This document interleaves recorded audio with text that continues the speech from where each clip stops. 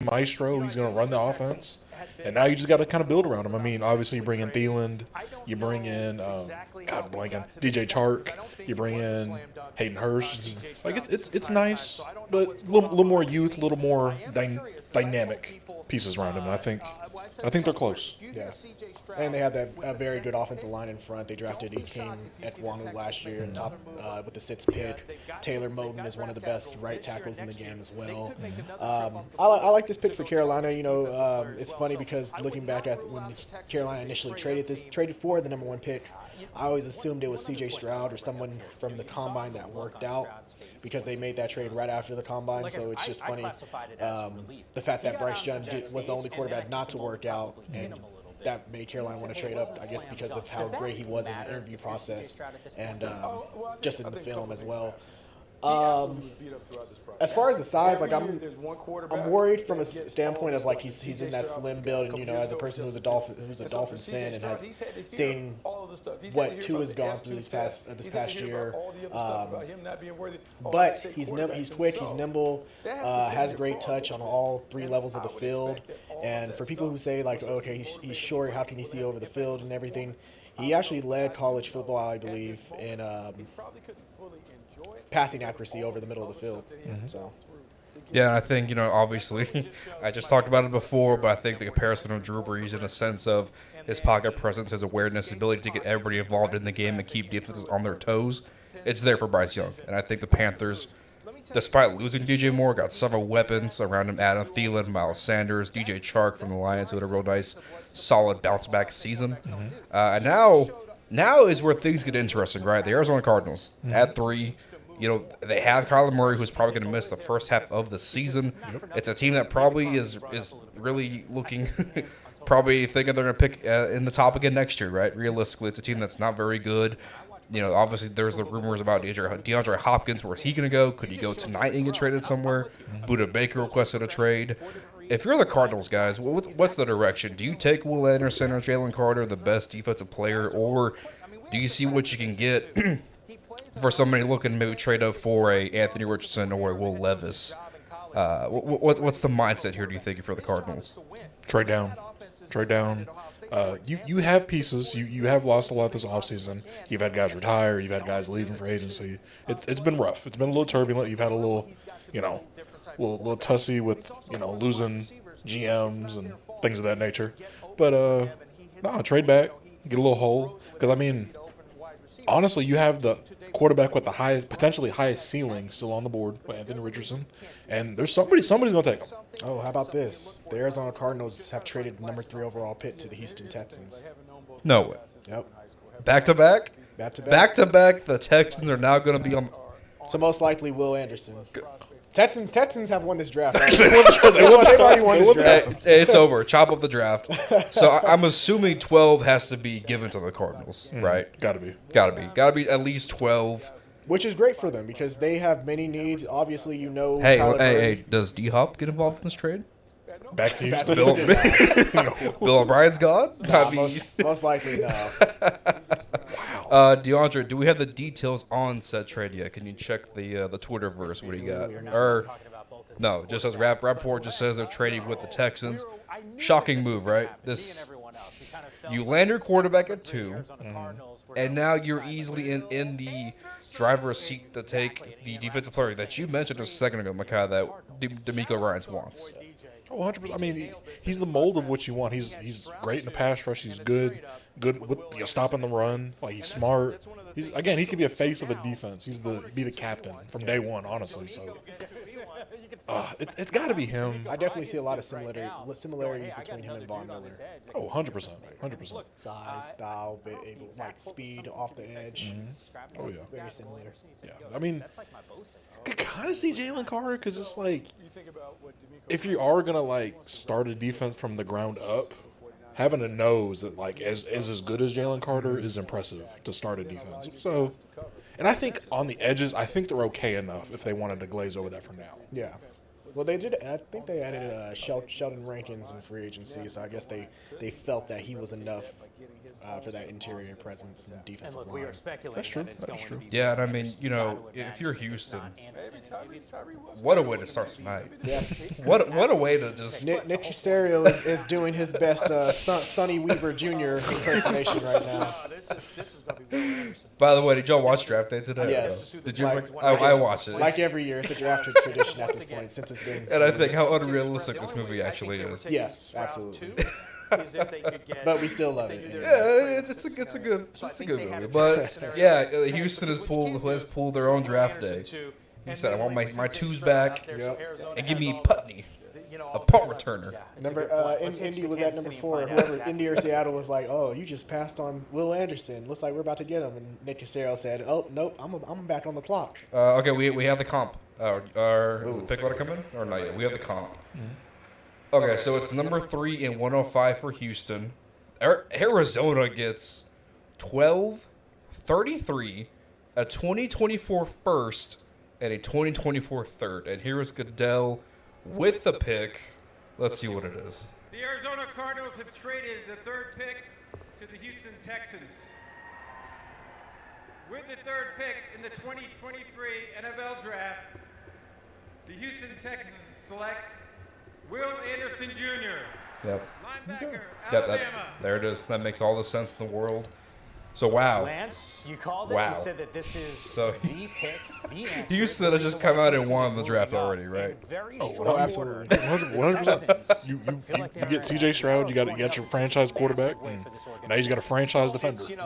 Yeah. You basically got the two most important positions in football nowadays: a pass rusher and a quarterback in the same draft, back-to-back pits. Right? Yep, and it costed you 12, 33, a next year first, and a third. Yeah. And I think if you're Houston, you're okay with giving up that first, Will Anderson, knowing you have your franchise, like you said, your franchise quarterback, your franchise defensive corner piece to build on.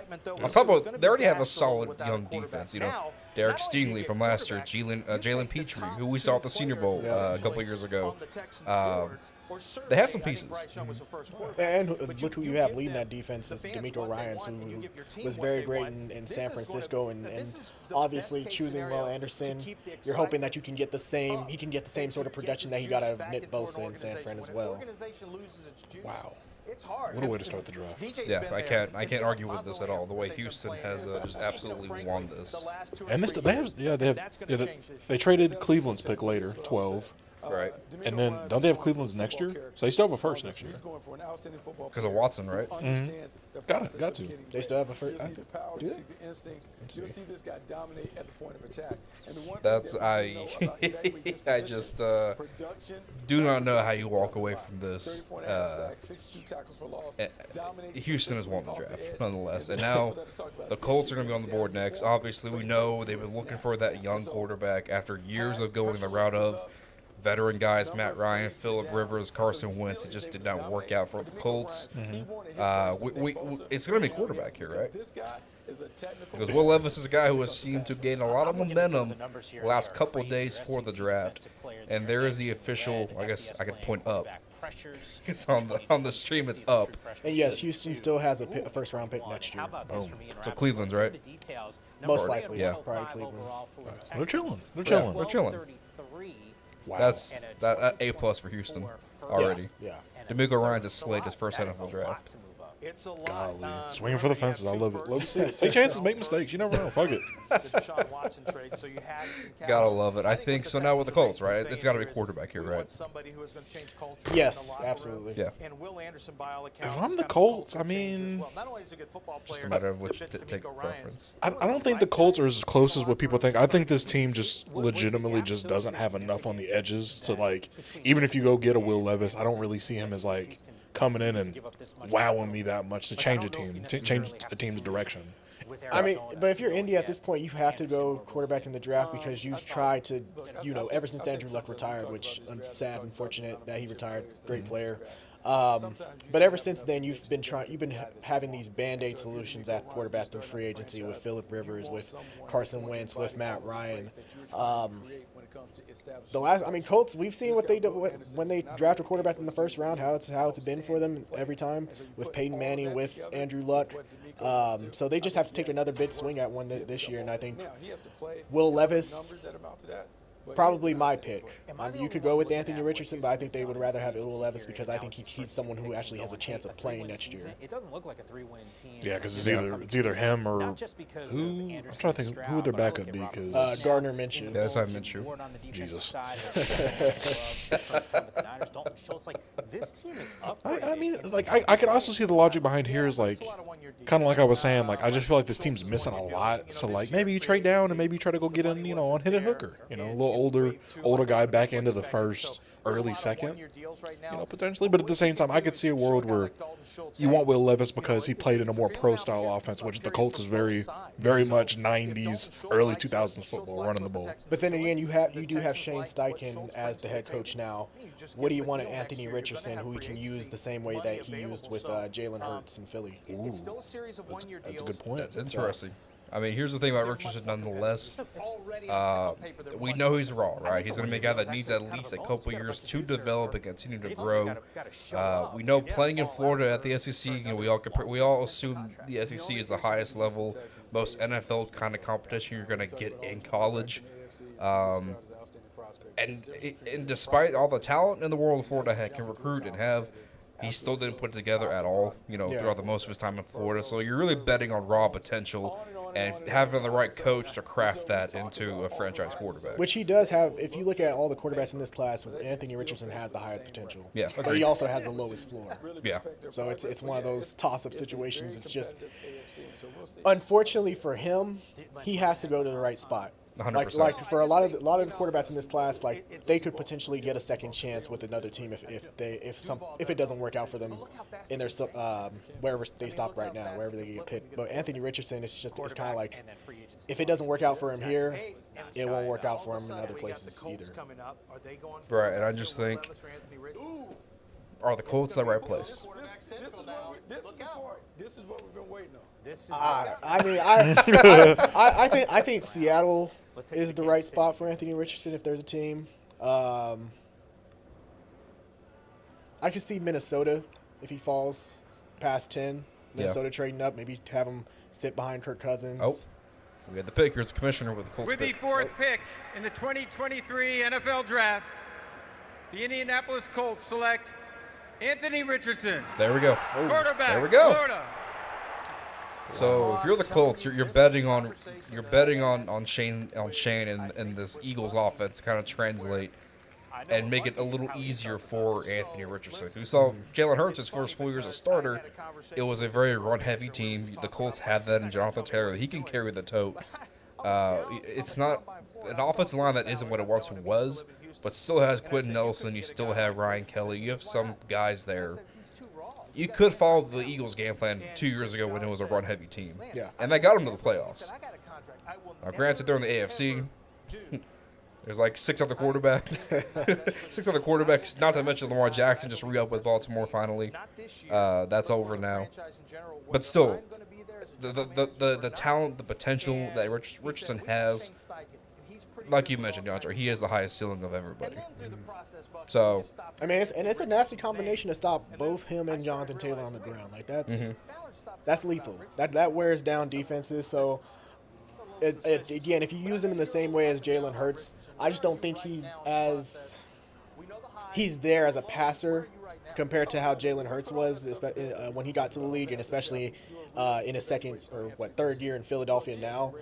So he's going to take some time, but if they have the patience, if the Colts have the right patience, if they can feel comfortable starting Gardner Minshew, which I think Gardner Minshew can win you games in Indianapolis. It's not. I think he can win you some games. You can put the pressure of putting Anthony Richardson on the bench, have him learn, maybe start him mid-season, and then get it rolling from there. I agree. So then now that leaves Will Levis, Hendon Hooker, as other guys that could go later on in this draft as far as quarterbacks are concerned. Micah, I know obviously, let me ask you this. With Anthony Richardson being a big-bodied quarterback, he has the cannon. I think the instant call for a lot of people was Cam Newton, right? So just how similar do you think Anthony's game is to Cam Newton, and can that translate if he develops in the NFL? Oh, I would say Cam Newton's the perfect comparison. I think very similar mechanics. Again, height, a little shorter than Cam. Cam was a little more dang near 6'7", but Richardson more of a 6'4". Hey, LeBron could use that right now. They're going to win Game 6. Well, NBA talk. They're going to win Game 6. Let's look at some of the comments from the chat. We got Lucky's Locker Room, which is Javante. What's up, Javante? Saying, do you get an established wide receiver like D-Hop now if you're the Colts? It's not all the time, but you have to do that. But if you go to Do you any try one- to? Because Yes, who- because- but if you're D-Hop, would you want to go there? Most likely not. I think he wants to go to more And of a not to contending mention, who's in team. that wide receiver room for the Colts? Michael Pittman, Pittman. Alec Pierce. Pierce. Oh, no, I was Kentucky. He is Who did they making the sign? right reads. Oh, they signed Isaiah McKenzie. Yeah, Of Isaiah Buffalo. McKenzie. He looked great. That's the first game of the And that's year. pretty much it. So it'd be D-Hop. After that. So, but being what the it one. tells me Yeah. is that he I mean, tightened you could, up. I think His Corey coaches have Davis could tightened up potentially be to start available the if the year. Jets Now it's just plan a on moving memory on of from him. continuing to So work on muscle memory, continuing most likely, I see the Colts drafting a receiver in these next 2-3 rounds, which this receiver class is pretty deep. So I just don't see a D-Hop being a scenario for Indianapolis. Like, as much as the Colts would want a guy like D-Hop, I don't think D-Hop wants to go to Indianapolis. I think he wants to go to more of a contending team already. 100%. That'd just be kind of an awkward receiving core because it's like, Pittman's a little stiff. Pierce is a little more fluid in and out of his breaks. Could potentially play this slot, but like all these guys, I would want on the outside. And then honestly, they don't really throw the ball. I don't think in this offense with Steichen, I don't think they're really going to be pass heavy. I think it's going to be very much run Jonathan Taylor till the wheels fall off, run Anthony Richardson, Get and then that Zeke Elliott treatment. and then just play action passes to Pittman and Pierce down the field because both those big guys can move. Yeah. So And again, let's just say hypothetically in the AFC South, as great as the Jags were last year, it's no guarantee that 10, 11 games get you that division again this year. Because the Colts had a top 5 defense last year. So if you can get those, Shaq Leonard was out most of the season.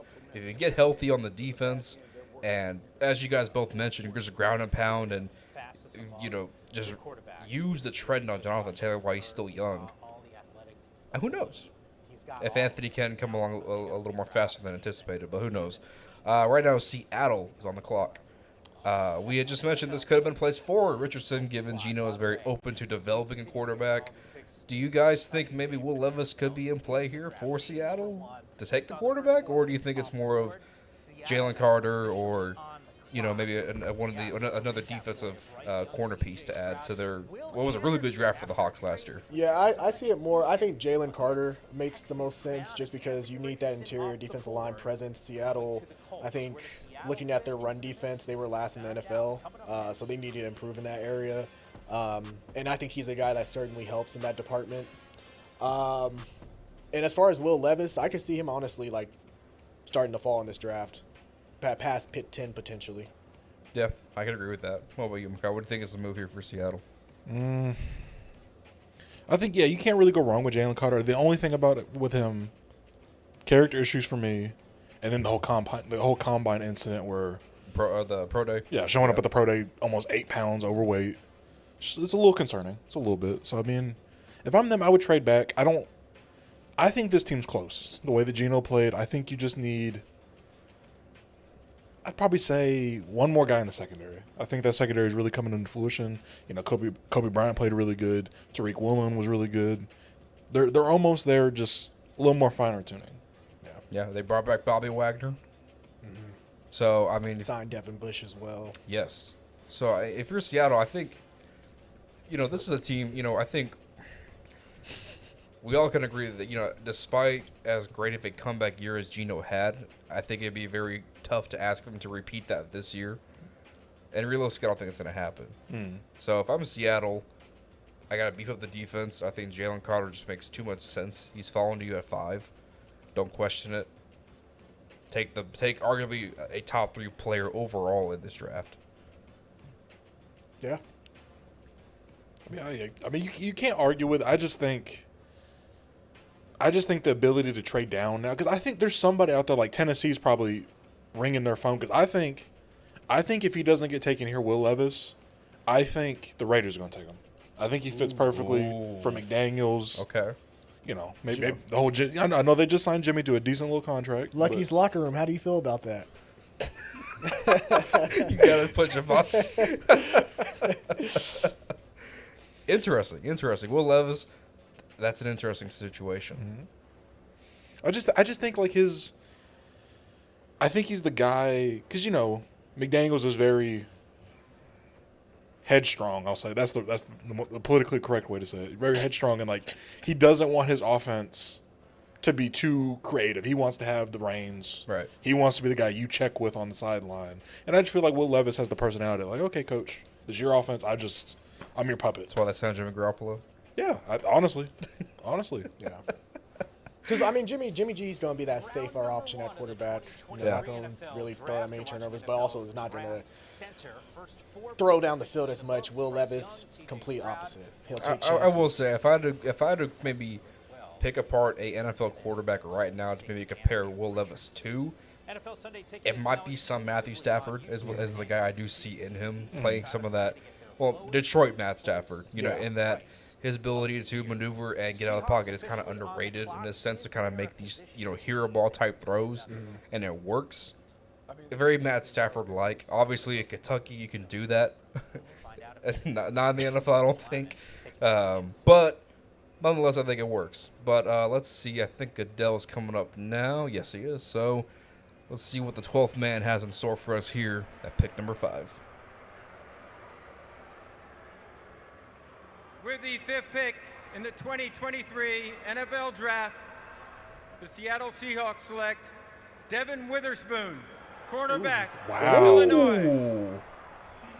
Wow. Devin Witherspoon, Okay. one of the more physically Wow. gifted. Well, that's a surprise, right? Maybe just any Yeah. physical Now the fall on Jalen Carter begins. Okay. position. You just might get him, Javante. He just might I'll be honest. I mocked Witherspoon to Detroit with his team at Kirby Joseph at safety. I thought that made too much sense.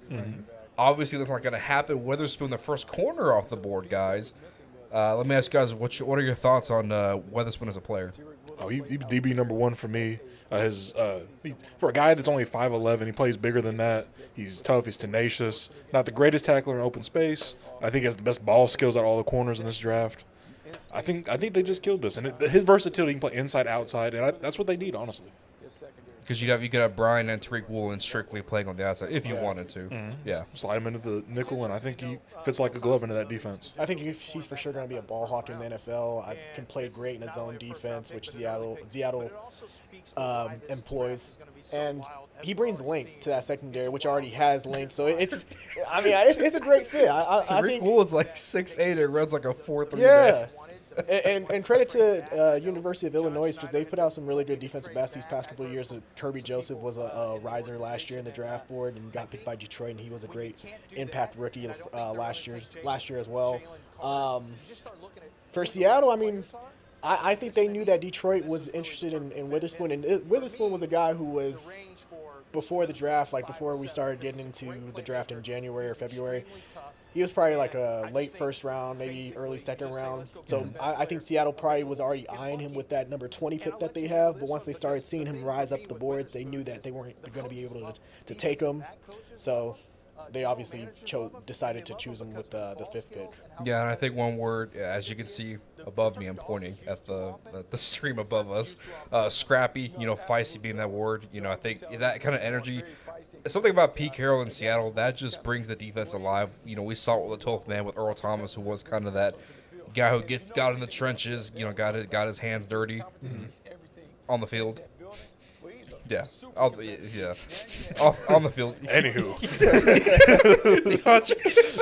He just tried to. But no, he's a feisty guy who it pumps the defense up, right? It motivates them. And look, that's a good trio at corner with Witherspoon, Kobe Bryant, and Tariq Woolen. They had Quandre Diggs, who is a very sneaky good safety. Let's not forget your boy Jamal Adams. Box boy. He's a linebacker. Linebacker. Him Jamal and Bobby Adams. in the nickel. Yeah. Him and Bobby Wagner in the nickel defense. That's what we're gonna do. But okay. So were y'all surprised by that at all? Yes. Yeah, I thought DB was gonna the fall. The run on DBs would start 8, 9 to early teens. I've seen a lot of mock drafts. I've never seen a mock draft where I had Seattle choosing Witherspoon. So Okay. it's shocking. So Detroit, DeAndre, our lines. Our lines. Our fighting Dan Campbells, if you will. Obviously, they traded away Jeff Okuda in the offseason. They signed Cameron Sutton and Emmanuel Mosby from the 49ers. You kind of feel Chauncey like Gardner-Johnson Chauncey as well. Gardner, at the safety. You would have thought defensive back would have been the move, but now Jalen Carter falls in your laps. And here's the problem with Jalen, and not really the problem, but I think Dan Campbell is a very no-nonsense kind of head coach, and that I think if you are not getting with the program, he's not going to want to deal with you. I'm going to stop you right there Okay. real quick, Alec, because we have a trade. The Arizona Cardinals are trading with the Detroit Lions. So they're now at pick number 6. They're taking Jalen Jalen Carter. Carter. Jalen Carter. Jalen Carter. Watch it not be Jalen Carter. What else could? Bijan. Jesus. I mean, if you're Arizona, I mean, hey, you could choose Jalen Carter. I think Do you maybe get worried about the run on DBs now? Do you trade up to get Christian Gonzalez? because they lost Byron Murphy to Minnesota, Right. So they really don't have nothing in that secondary. So yes, Christian Gonzalez could be a great pick for them. They do need help on the offensive line. I heard that they really like Paris Johnson. However, Sitz, I don't know if he was going to go as high. So you could have probably sat back at 12. Maybe he would have fell into your laps potentially, or maybe just traded up to 8 with the Raiders. But yeah, I think this could be Jalen Carter right here as well. Like a guy that you could have had at number 3, you traded back, and now you're trading back for. And to piggyback off your report, DeAndre, the numbers are in. It is 12 and 34. So 12 and your second for pick number 6 of Arizona. Interesting. It's not giving up too much. I mean, considering you got that extra first and third next year. Yep. Yeah. Out of that trade, job good done. Job good done. Good job. Jesus. Hey, it's been a long day. It's okay, buddy. Very long day. Let's look at the latest comments. We got Tristan Blake Rhines. Will Levis about to tumble? Question mark. Agreed. I see that. I see it happening. Unless you think you really think Raiders make sense. 85% sure they do it. And then we have Nick saying Raiders need a quarterback, and then Lucky's locker room following that up with, I feel like at 7 you need a player who can play right away. If you go QB, Javante does not want Will if you go Levis. QB, he's gonna sit. He's being nice about it. Yeah, he said that's his a nice very way of nice saying he way. does not want Will Levis. He wants his quarterbacks to eat the banana without the peel. He doesn't want his quarterbacks drinking mayonnaise in their coffee. Yeah. It's such an odd. I'm not even a coffee guy, but I can't imagine putting mayo. Y'all drink coffee? Not too much. I don't So drink you've had coffee, but I coffee. sure as hell wouldn't drink coffee with mayo. So you've had coffee. You drink coffee. Right. Right? A lot of creamer. A lot of creamer. Would you put mayo in that? I'd rather do. I almost said something crazy. I forgot what line. I mean, technically, I drink coffee. I drink when I get Starbucks. I drink them, them frappuccinos. With the whipped cream Yeah, and whipped cream the and all chocolate that, yeah. sprinkle. Yeah. Double The one chocolate chip that's not really frappuccino. even coffee. No, yeah, pretty much. Same. That's the only coffee I Yeah, drink. Kai put me on that. I was like, hey, okay, I could do this coffee thing. Yep. And then I tried black coffee once and no. I always wanted to try that damn. I remember back when back when I was at UNT and they had it. It was that was it the unicorn?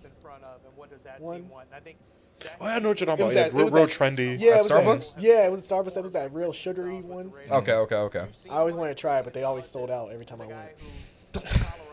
I miss that grilled cheese place on campus. Yeah, same here. And COVID got rid of it. Damn, I'm trying to think. Okay, Jalen Carter, Gonzalez. Tyree Wilson. Tyree Wilson. Yeah, Tyree Tyree Wilson. Wilson. Yeah. Texas Gonzalez. I think, considering what they did, trading back and getting an extra second this year, I say you hold off on corner because I think there's a couple of decent corners that could fall to the early second. Tech. Cam Smith. Yeah, Cam Smith, Eli Ricks, Potentially the kid from Mississippi State. Manuel Forbes. Forbes, yeah. Is it in? Or are they just showing the stage? I'm gonna go with Tyree Wilson. You think that's the Lock pick? it in Tyree Wilson. His versatility. I think. Okay, I think we have Goodell. Yeah, we do. Here is Goodell with a pick for the Cards. The Detroit Lions have traded the 6th pick to the Arizona Cardinals. With the 6th pick in the 2023 NFL Draft, the Arizona Cardinals select Paris Johnson Jr. There's Johnson Jr. Ohio First, State. first offensive lineman. Thanos. That's what they call him, right? You, in a lot of ways, and I know we were Thanos. talking defense, but in terms of your Joins mock the Red draft, Sea. you nailed this So, 'cause you actually had Paris Johnson. Obviously, this is a pick for Kyler Murray. This, Yes. I think this means at least to me, that the new regime with Jonathan Gannon, they seem at least now committed to helping Kyler Murray and building around him and getting him a franchise left tackle in Paris Johnson, who just all metrics is a freak of nature. Absolutely. I ended up putting Paris Johnson there because it was a need. He's versatile, can play play tackle, can play guard if he needs to. And again, like you said, this is a pick for Kyler Murray, who got injured last year, who's not probably going to play most of this upcoming season as well. And that was a very aging offensive line in Arizona too this year. So I like this pick for him. I do still think that maybe trading up to number 6 to Detroit was a little too high, because I think he probably could have fell in your laps maybe at 12, or you could have potentially traded up at number 9 or 8. Well, I think here's the thing. I think no matter what, I think all the mocks had him going to Chicago at 9. 9. At Chicago at 9. But then also there was reports about Philly was interested in Paris Johnson. Because Philly, as we know, is a team that always seems to be drafting ahead for the future. Lane Johnson's getting up there in age. And who's the left tackle? Jordan. Mailata. Yeah. So they could have made sense. I forgot they had those new uniforms. I like the red ones. The red ones are cool. I just don't Red like. one's okay. I don't like. definitely don't like the black and white ones, because every time I see them, I'm like, this ain't Arizona. This looks like Ohio State uniforms. I don't like the big Arizona font on the red jersey. Yeah, Because Atlanta has the same thing. I don't like it. Yeah, they could have shrunk it down some You more. could have made it smaller, but I also wish the face masks were red. yeah, that would be nice. But nonetheless, you get arguably the best offensive tackle in this draft. He's a freak of nature. As you mentioned, guy, he could play. Like, here's a clip of him playing guard. He can do it all for you. So that's how you retool and rebuild the offensive line. You get a guy who can kind of play everywhere you need him to. So And he fits that zone blocking scheme that Arizona has. So I like this pick for them. Yeah. Has a lot of attitude too. He's an enforcer. So Thanos. good pick. Good pick. Yeah. Again, I probably would have held off. I think this draft is pretty good at tackle. I would have held off because I feel like, yeah, I would have kept my compensation what we had and just kept building that way. But again, can't argue with it. Because you could, I mean, again, like they traded back to the 12. There were a couple of good tackle options. If Paris Johnson was selected, you still had Broderick Jones. You still had Peter Skoronski, Darnell Wright. Right. So Do you like the move up? I don't know. Like he's not someone where like, oh, okay, I have to invest. I have to trade. What they trade a second round pick for him? Yeah, second and and 12. first, 12 to pick move up.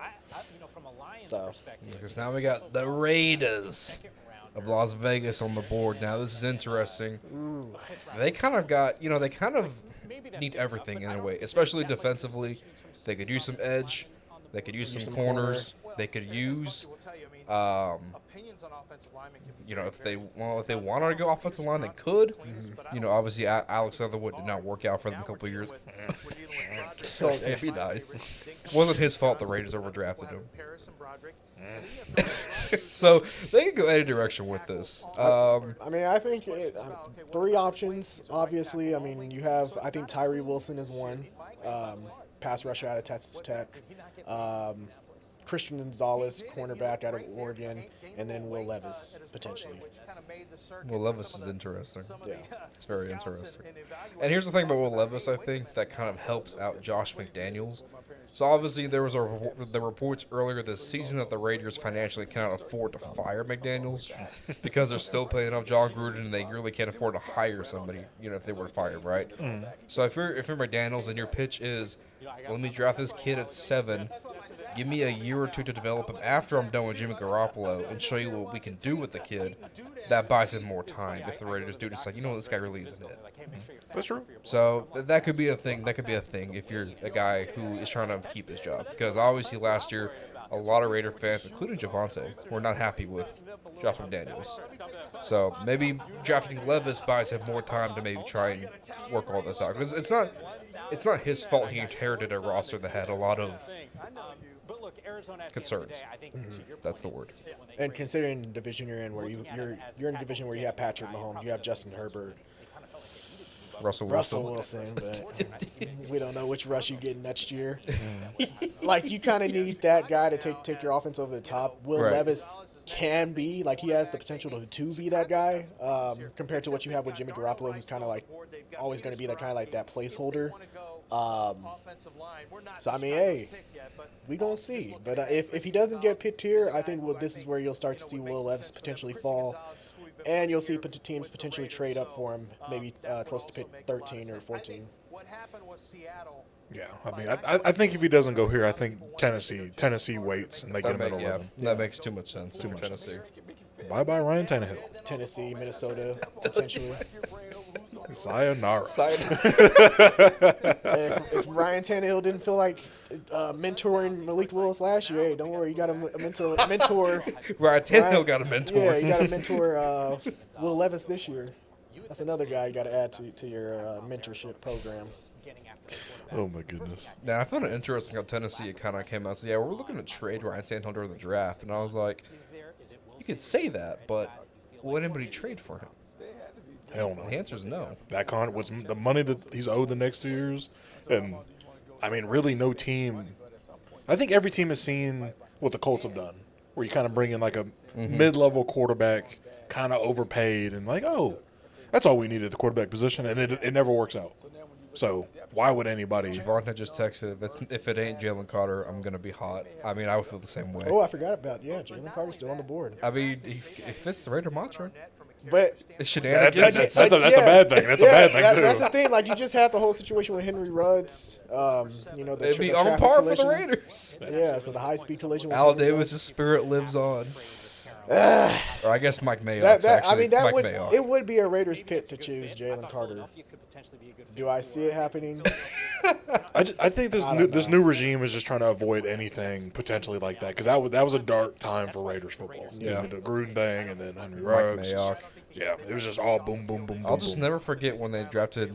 We talked about it before. They drafted Cleveland Farrell, and Mike Mayock said the one thing that made him worthy of that top pick was effort. And then I think it was a couple of years ago when they opened the season in Vegas for the first time against the Ravens. And I look on the punt return, and I'm like, "Holy crap! Is Cleveland Farrell out here getting punt returns, punt snaps? All that effort, man. All that effort. It's like draft day.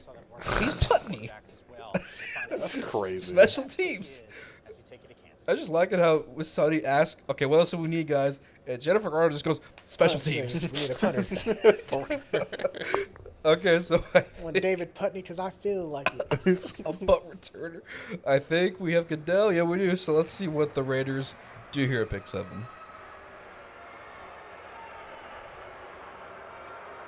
With the 7th pick in the 2023 NFL Draft, the Las Vegas Raiders select Tyree Wilson, defensive okay. end, Texas Tech. Okay. Okay. That's great, Mike. That's a good I'm pick. really happy for him. There's a lot can't- of there were some concerns about Tyree Wilson's I can't argue medicals that for pick at some all. teams that Yeah, I thought he might I slide think a little further he's than basically this. getting This is drafted not a off long of his slide to me. physique. I And think like the Raiders the just potential he took a has to guy be with super versatile, like a blanket on his name, went to the Jags first overall last year. Trayvon Walker. Trayvon Walker. Very much prototypical size to him. So I'm hoping he doesn't turn out like this, but when I look at him, I think of Deion Jordan.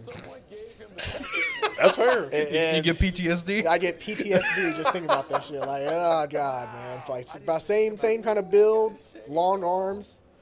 Like, You get nightmares? I get nightmares thinking about it. But you know, he has excellent, like, again, he has that length with his arms, great power to speed ratio. Yeah. He's able to push offensive line, especially when he gets his arms inside. So I think this is a great move, especially to pair with Max Crosby and get more production out of Chandler Jones this upcoming year as well. Yeah, that's a good 3 guys that have rushing the quarterback. Yeah. And I think DeAndre, I'll do you one better. You may have drafted Deion Jordan, but at least you didn't trade away a first next year to draft a guy based on potential. Cough, cough, Marcus Davenport. So, That's true. yeah, at least you didn't do that. I mean, we still have a hole at right tackle, which, I mean, we could have had that solved had we just drafted Lane Johnson instead of trading. Shout out to Joe Philbin. Yeah. Joe Philbin, man. Chandler Jones comparison. That's interesting. Oh, yeah, absolutely, man. He is long. It's just, Like, look at that, taking on the double team versus NC State. Chandler Jones. not DeAndre, you gotta look up. Every day to watch Chandler Jones. Look up at it, That's what we do. God is showing me the film. The viewers gotta see you're looking up at the stream above us. Okay. I'm just kidding. Don't look up. You'll hurt your neck doing that, son. Does he sack Quinn Ewers? Yeah. Oh no. That was Hudson. That's Card. Hudson Oh, Card, that was Hudson Card. Oh. our other mediocre quarterback. Hey, he's at Purdue now. Yeah. Okay, so he was on NFL He just Films sat Max Duggan too. Michael Robinson And Max felt Duggan like went to the a man title game. crush on what Tyree Wilson when he was watching. Saw how that went out. And Wow, that worked out. I had asked him That to game's take hard it to he watch. wanted to classify it Hey, you know what it reminded me of DeAndre Blakridge in 2016. Got PTSD from that. Let's see. Lucky's locker room. Damn, bro, I can't be completely mad because they got a tech guy. Shout out to my school. I don't hate it, but I feel we've done something similar with Farrell, so I hope this works out better. Don't use Farrell as the comp. Imagine him and Clear Farrell, like they were the edge protectors on Pump Pro. That'd be some shit. Getting all them snaps, effort. I mean, worst case scenario, yeah, it could be a Cleveland Farrell situation where he's not as impactful as we think, but What do you mean we? Mike Mayock thought Mike that. Mayock Mike thought- Mayock thought that he would be impactful. But you know what? I do like him getting picked around this area because there were a lot of people who there were some mock draft experts who thought had him 3 to Arizona. 3 to Arizona, Yeah. 2 some were 2 to Houston, so that would have been a lot more pressure to live up to versus being picked number 6 overall. So he has that advantage going in, but I like this pick for the Raiders. I don't hate it. Yeah, I mean, just staying in the trench. I think the Raiders need to work on toughness overall, and I think this, they got some beef to add to it. But I mean, I would have took a peek at Peter Skoranek, the tackle out of Northwestern. I think his ability to just slide inside at guard with the smaller arms. I feel like that versatility could have been great for the Raiders. I feel like that offensive line is still shaky, Yeah. but you can't go wrong. Right, and I just think in the Canal Street group chat, we're all going, man, who would you rather have, Chris Olave or Jalen Carter? Because the Eagles have our 10th overall pick. Who would you rather have, Olave or Jalen Carter right now? I mean, that would be. I mean, if you're Philly, damn, you could have Jalen. He's gonna Carter fall. and I think Jordan he- Davis reunited. 'Cause I think, That's tough. it's Atlanta and then Houston, right? Atlanta, they spent so much money on the defensive line and the front seven in general this offseason. I don't think that might be the move. And for Chicago, I still think you have to go offensive tackle for Justin Fields. So you could go Carter for Chicago, but he might just fall to you at 10. Ooh. I think he's gonna fall to 10 at this point. Jalen Carter's falling to 10 at this point. Yeah, I mean, What, 'cause- okay, but what if the Eagles don't take him? We haven't asked that question yet. Bijan. Hey, what's happened today? Fuck it, take Bijan at 10. Fuck it. I mean, I could see Jalen Carter having a slide where he falls to Detroit at number 12, and I think Dan Campbell's a guy where I don't think he really cares about his character concerns. Who's picking out 11? Detroit or the 11? I think Tennessee. Tennessee's. All I'm saying is if he makes it past Philly, Tennessee's phones will be ringing. Oh, 100%. For somebody to try and make the jump to get Jalen Carter, 100%. Atlanta, I could see a situation where they trade this pick, maybe corner, but again, you traded for Jeff Okudah. You still have AJ Terrell. By the way, great value for the Jeff Okudah. Yeah. Yeah, when he was healthy this year, actually had a solid season for the Lions. But for a 5th-round pick for a guy who went 3rd overall, I can't argue that. So far in Kansas City. So Atlanta's on the clock, obviously. They're sticking with Desmond Ritter at least this year. And we'll see, what that truly means. I say this. Why don't you give him another receiver? Because that receiver room, besides Drake London, not that deep. True. True. Like a Jackson Smith and Jigba. Do you go Bijan if you're Atlanta? No, you don't need. No. Tyler Algier was productive Right. enough Yeah, last he year. was a 1,000-yard rusher, was he not? He was. It was That's first, our first, first rusher, right? yeah, first one since Michael Turner. Yeah, okay. So, don't hate that. I think he that year bought him another year to be the guy in the room. Right. So it could be secondary, could be At this point, when you are picking 8th overall, are you thinking wide receiver, as you mentioned, DeAndre. I mean, Njigba is still on the board. That could make a lot of sense. I think it's a combination of both. You want to take the best. I just feel like if I'm Atlanta, I feel like I can hold off on receiver. This class, I feel like doesn't have guys. They're gonna be like the first ballot Hall of Famer type. It's not very top heavy. But guys that can have good 10-year runs in the NFL. So Right. I'd hold off. I'd take offensive line here. Round out my offensive line for my I young think boy. we have Peter Goodell. Peter Skoronski. Do we have Goodell? Or is somebody making the pick? Let's see. what those dirty birds are up to.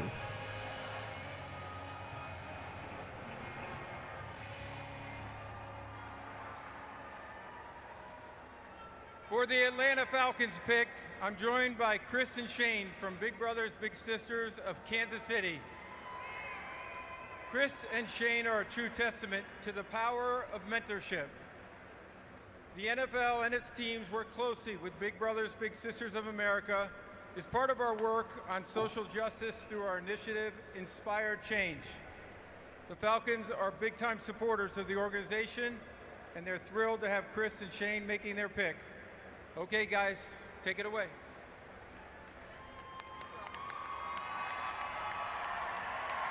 Wait a minute, did Philly just trade up with Chicago? If they did, Wow. it's got to be for Carter, right? Gotta be. Yeah.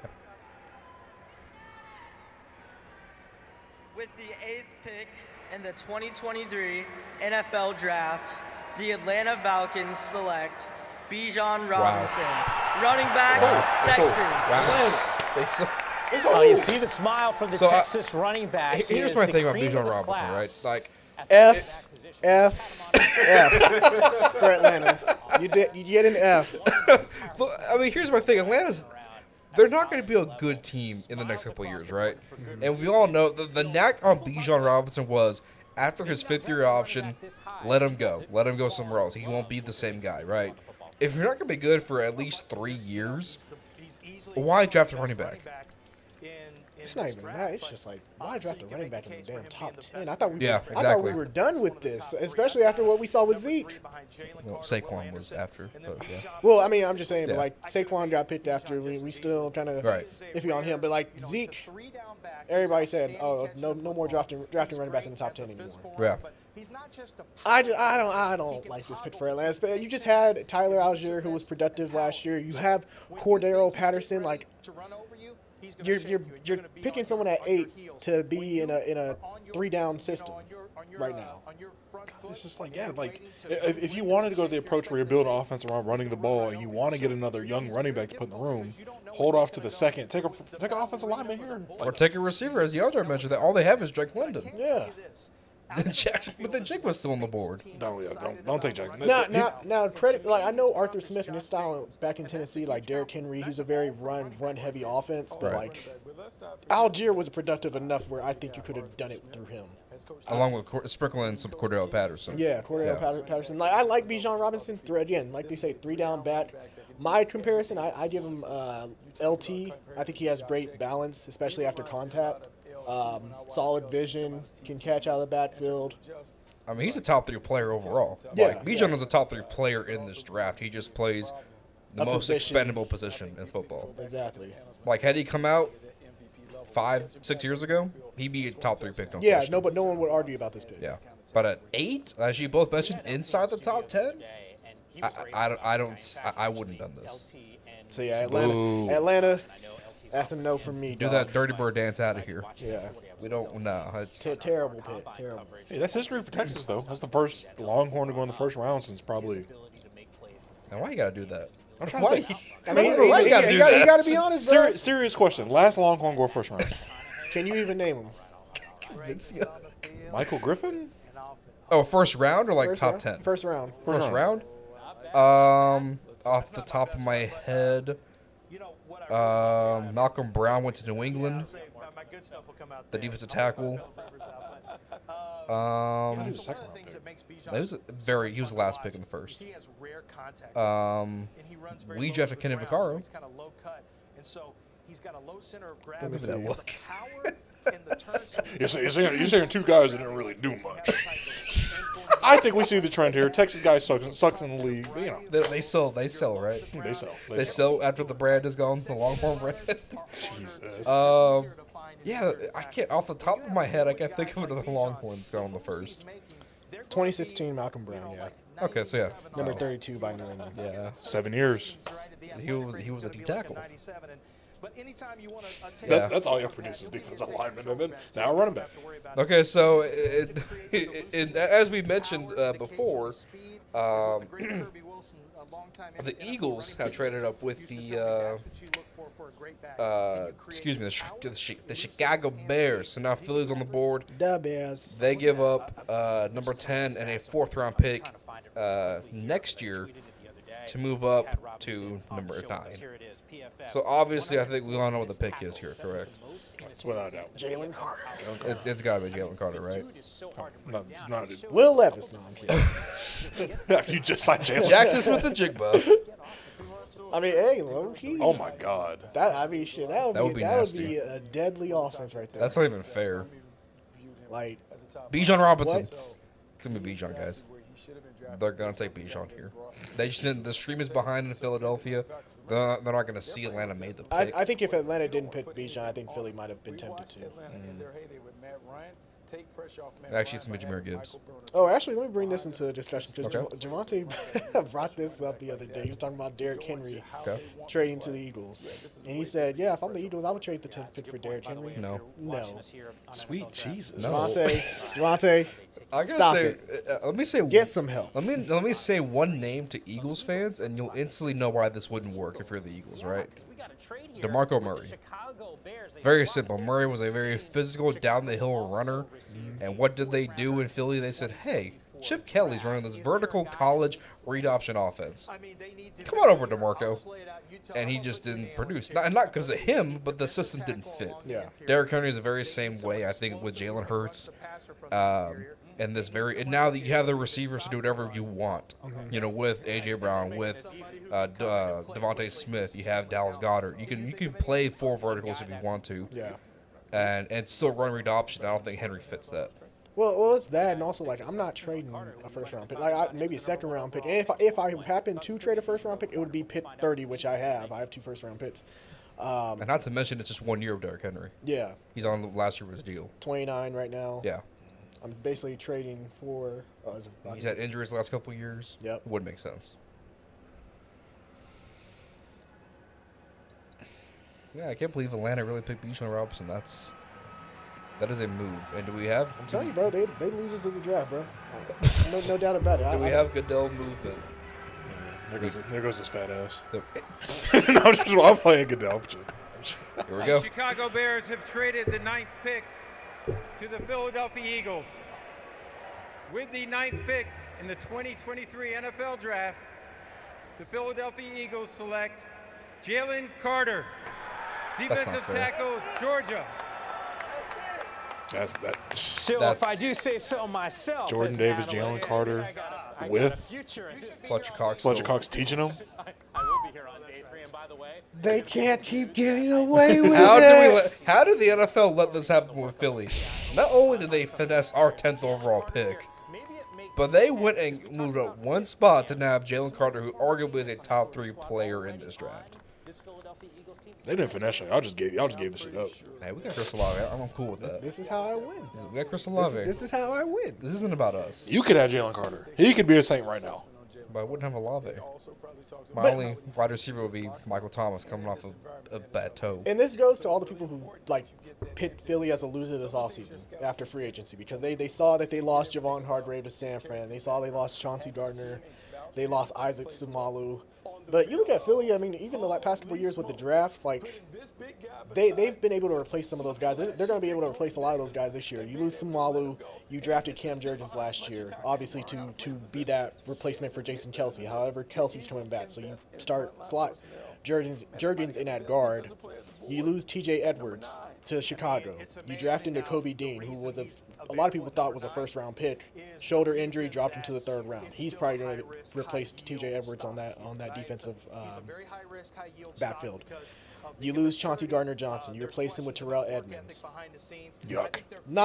I mean, it's a little bit of a drop-off, but it's not too bad. Now you lose Javon Hargrave. You draft Jalen Carter. And So you have 2 defensive studs on the front seven. yeah, like you completely reloaded.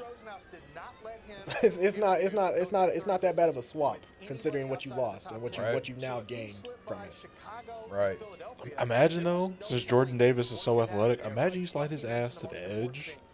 But Jalen Carter, oh sweet Jesus. Imagine Well, Dak. Bye bye. your front 4 hypothetically could go Cox, Carter, Davis, and Brandon Graham. That's your front four. I'd say fucking do it. Scare the hell out of the NFL. That's not fair. You can. That's terrifying. They even have Hassan Reddick. Oh my, off the edge. Oh, the edge. that speed and the Temple. power. Oh my From God. Temple. How did Arizona not get that right? What is with the Cardinals taking like these weird hybrid guys and not working out? Like I guarantee if Isaiah Simmons goes somewhere else, he's a Pro Bowler.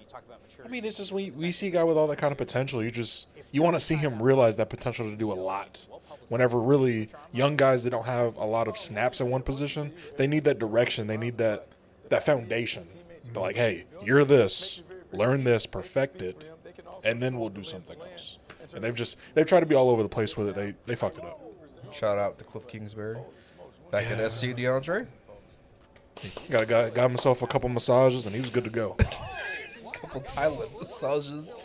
Hey, Went and bought some bootleg DVDs. Hey, Cliff's playing chess, bro. He's waiting for that opportunity when Lincoln Riley moves up to either NFL or somewhere or retirement, and he takes over at USC, bro. Run that shit right back into the ground. You saw Tech ended, right? Huh? You saw what Tech happened. You saw what happened to Tech, right? Oh yeah, I saw what happened to Tech. Yeah, Pat Mahomes. And what did he do? No, not a damn thing. Yeah, exactly. So it's not going to work out at SC. I mean, hey, maybe he learned. Well, Big Ten. Better idea. Conference USA. For what? Bring Cliff to Mean Green. Sweet Jesus. Bring me the notoriety. I don't even care about the players. I just want the recognition of Cliff Kingsbury. Get our own Pat Mahomes at UNT. Yep. He'd thrive in Denton. I wish. He'd thrive in Denton. It's a young town. He see that flat Earth car and go, you know what, brother? Earth is flat. Jesus. I hate you. Oh man. Bears at Pitt 10. What you guys see? Yeah, that's good. Excuse me. I think the Bears. It's going to be offensive tackle, right? I think they lose. They didn't get Paris Johnson, but they can get Skoronski or Broderick Jones. It should be tackle here. Yeah, I think Skoronski's the pick here. Can play that guard and tackle spot. So. Should be, but I mean, as we've seen so far, things don't go the way we think. I'm just trying to think about how the offensive line projects because. Oh God, I'm trying to think. Okay, Cody Whitehair's still with him, right? He kind of bounced between guard and center. Yeah, because they had was it Lucas? Is it Lucas Patrick? I think starting at center last year. I got you guys. I think it was Lucas Patrick starting at center. You had Cody Whitehair at guard. They just signed Nate Davis from Tennessee. Yep. So either you're going to move Cody Whitehair to center, draft a guard, or you're going to draft a tackle and keep Cody Whitehair at guard. I'm just trying to think which tackle. I mean, Peter really has the experience of being able to kick inside and like it'd be really seamless.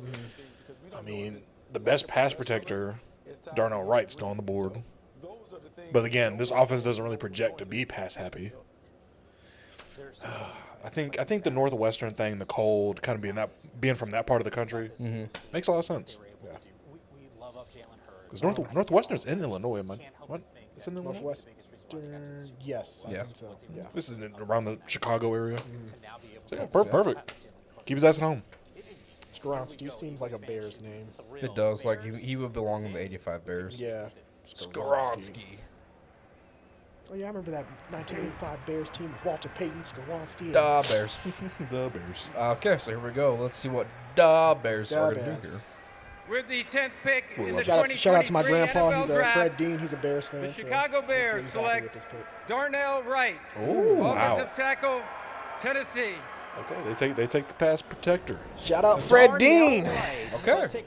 Okay, I think this tells me that the Bears might be ready to open up that playbook a little more this year with Justin Fields. You get DJ Moore in the offseason, who's a big play threat. Now you get a guy who can protect his blind side and give him time in that pocket to make some throws.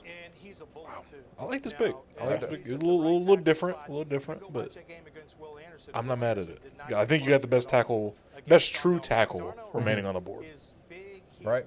Yeah, I agree. I mean, and for the Bears, it gives them options in training camp to see like which offensive line they want to put out. Because you have Tevin Jenkins. Is he the odd man out? If you go with Whitehair and Davis at guards, or do you move Whitehair to center and move Jenkins, or have Jenkins and Davis playing those guard spots? So Yeah.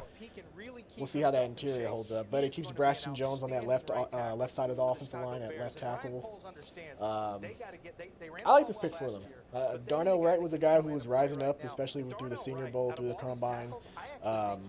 So I'm not surprised to see him be picked at number 10 here. Yeah, I think the Bears, to me, a very good offseason for Justin Fields in particular. You know, they get some solid protection for him and Gabe Davis from the Titans. They now get Wright at tackle. They well, now it looks like they'll commit to Khalil Herbert as a running back, which I think he fits that scheme more than Montgomery did. You have Mooney, you have Cole Clement, the tight end. They brought in DJ Moore. They got a full off season with Chase Claypool. To build that chemistry and help out a lot, I think. So I like the direction the Bears are going in right now. 100%. They're building towards something right now. And I mean, if Justin can take that step and really transcend his passing ability, Yeah. Might be their division. Yeah, I gotta say, I'm enjoying it so far. I like it. I like it. Wow, what a draft thus far. Yeah, very stunning. My fucking mock is cooked, to be honest. Well, we got about 2 minutes left before they come back on and show us what's going on. But really quick, fellas, some NBA talk in. 2-minute NBA talk real quick. It's been a very exciting playoffs, I gotta say. Just throw it to you guys. I know you guys are the basketball minds of the show. What are y'all thoughts so far? Well, I was wrong about them damn Timberwolves. You were wrong. I was wrong Wow, by shocker. a long shot. Shocker, They disappointed me. Yeah, I thought they had more fight in them. Oh, Anthony. Oh, he had plenty of fight him after the game. He had plenty of fight. That's not the problem. Anthony Edwards had plenty of fighting. Yeah, they not wolves. They dogs. Oh, that was sick. They lost. Good comeback, okay. Yeah. Good. Jesus. The Heat knocking off the Bucks. Did anybody see that coming? Nah, once Giannis got hurt, bro, that series kind of went in the Heat's favor. Jimmy buckets. No, that shit was cooked. As soon as Jimmy posted those doughs on his story, it was GG. Yeah. He knew. He was trying to tell everybody. He knew. That man's insane, Bro, bro. I was just staring at my TV, just like, "Hello, darkness, my old friend." Because just being a Bulls fan, bro, and just seeing how great Jimmy Butler has been in recent years, bro, it's just like, why did we make that fucking trade? He wanted to stay. 27 years old. I mean, right there on the cusp of being an all-star. Y'all were just like, A hey, franchise corner piece. Yeah. hey, Zach LaVine. Hey, I love Zach, but that knee. Because we traded. It was our pick, Jimmy Butler, for Zach LaVine, Lauri Markkanen, and Chris Dunn. Man, look at Laurie now. Well, actually, he's serving his country overseas. Chris Dunn balling out now in Utah. I mean, recently. Whoa. Lauri Markkanen- Whoa. Yeah, he had some good moments in Utah recently. Nah, it's time to go to Beijing. Pack your shit and go to Beijing, What you buddy. talking about? You didn't see him ball out at the end of the season? Can you name me 5 people I mean, that played in those last group of games? He definitely ain't lived up to his pick status for sure. But like, he's a good contributor off the bench. I'm not gonna lie.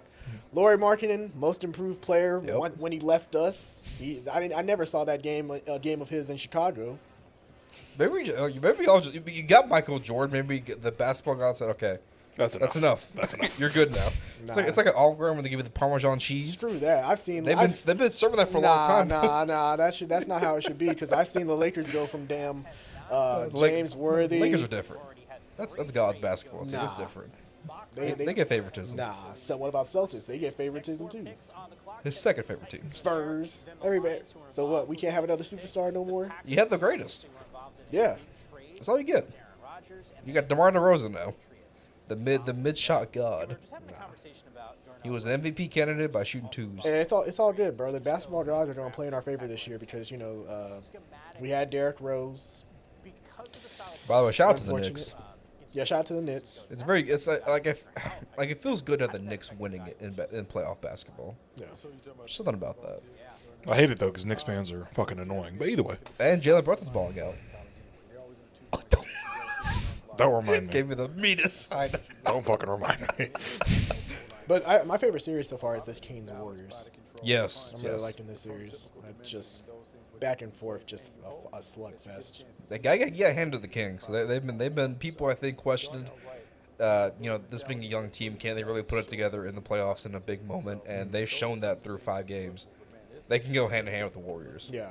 they're a team to watch, especially for Yep. years to come. I mean, Makai called it. You did. Give him his props. And we all clowned you. Yeah, we did, bro. We were like, what? We all clowned you when, in reality, my Pelicans, your Bulls, were done in the play-in, and Yeah. Javante's Celtics. Shout out to Javante, are in a do-or-die game against the Nah, Hawks. shit. We gonna see how. See on A. Yeah, Yeah. hey. That's like, what's the score of that game right now? Because I know it's on. That just might be. Hey, has game Javante 7. commented again? Hey, if he it's- might be watching hey, that game. I know his right ass sweating. If it's game 7, that's tough. You like to have nastiness. You like to have a guy who imposes his will. So But hey, the Bulls, we got I think 1% chance of winning. We have the same lottery odds that we did when we got the number 1 pick for Derrick Rose. So Hey, hey, bro, let's get Victor. okay. Yeah, let's get him. Oh, my God. Keep dreaming, DeAndre. Nah, no, dream, bro. It's a possibility. It's not a dream. It's a possibility. There's a 1% chance. That's a possibility right there. I want to grab Trae Young by his ears and just kiss him on the damn forehead. I love him. That's 25 at half. Okay, so wait, what is it? What is it a half?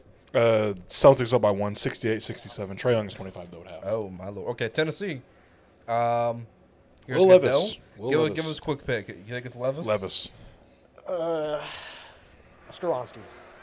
I think it's With Levis. the 11th pick in the 2023 NFL Draft, the Tennessee Titans select Peter Skoronsky, offensive tackle, Northwestern. All right. So I guess the Titans said if we're riding Derrick Henry to the end, let's get a versatile offensive lineman that can plug in some holes. Right? So obviously, I think we all agree was probably the most versatile first-round offensive lineman on the board. He could play tackle, he could play guard. He's a big, tough, physical guy.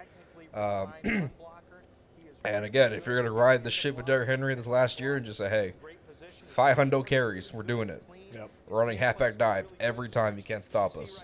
Yeah, and I like that comparison right there. Elijah Vera Tucker, he was another guy who played tackle in college, converted inside in the NFL, and he's worked well for the Jets. I think Skoronsky is a guy who probably will convert inside as well.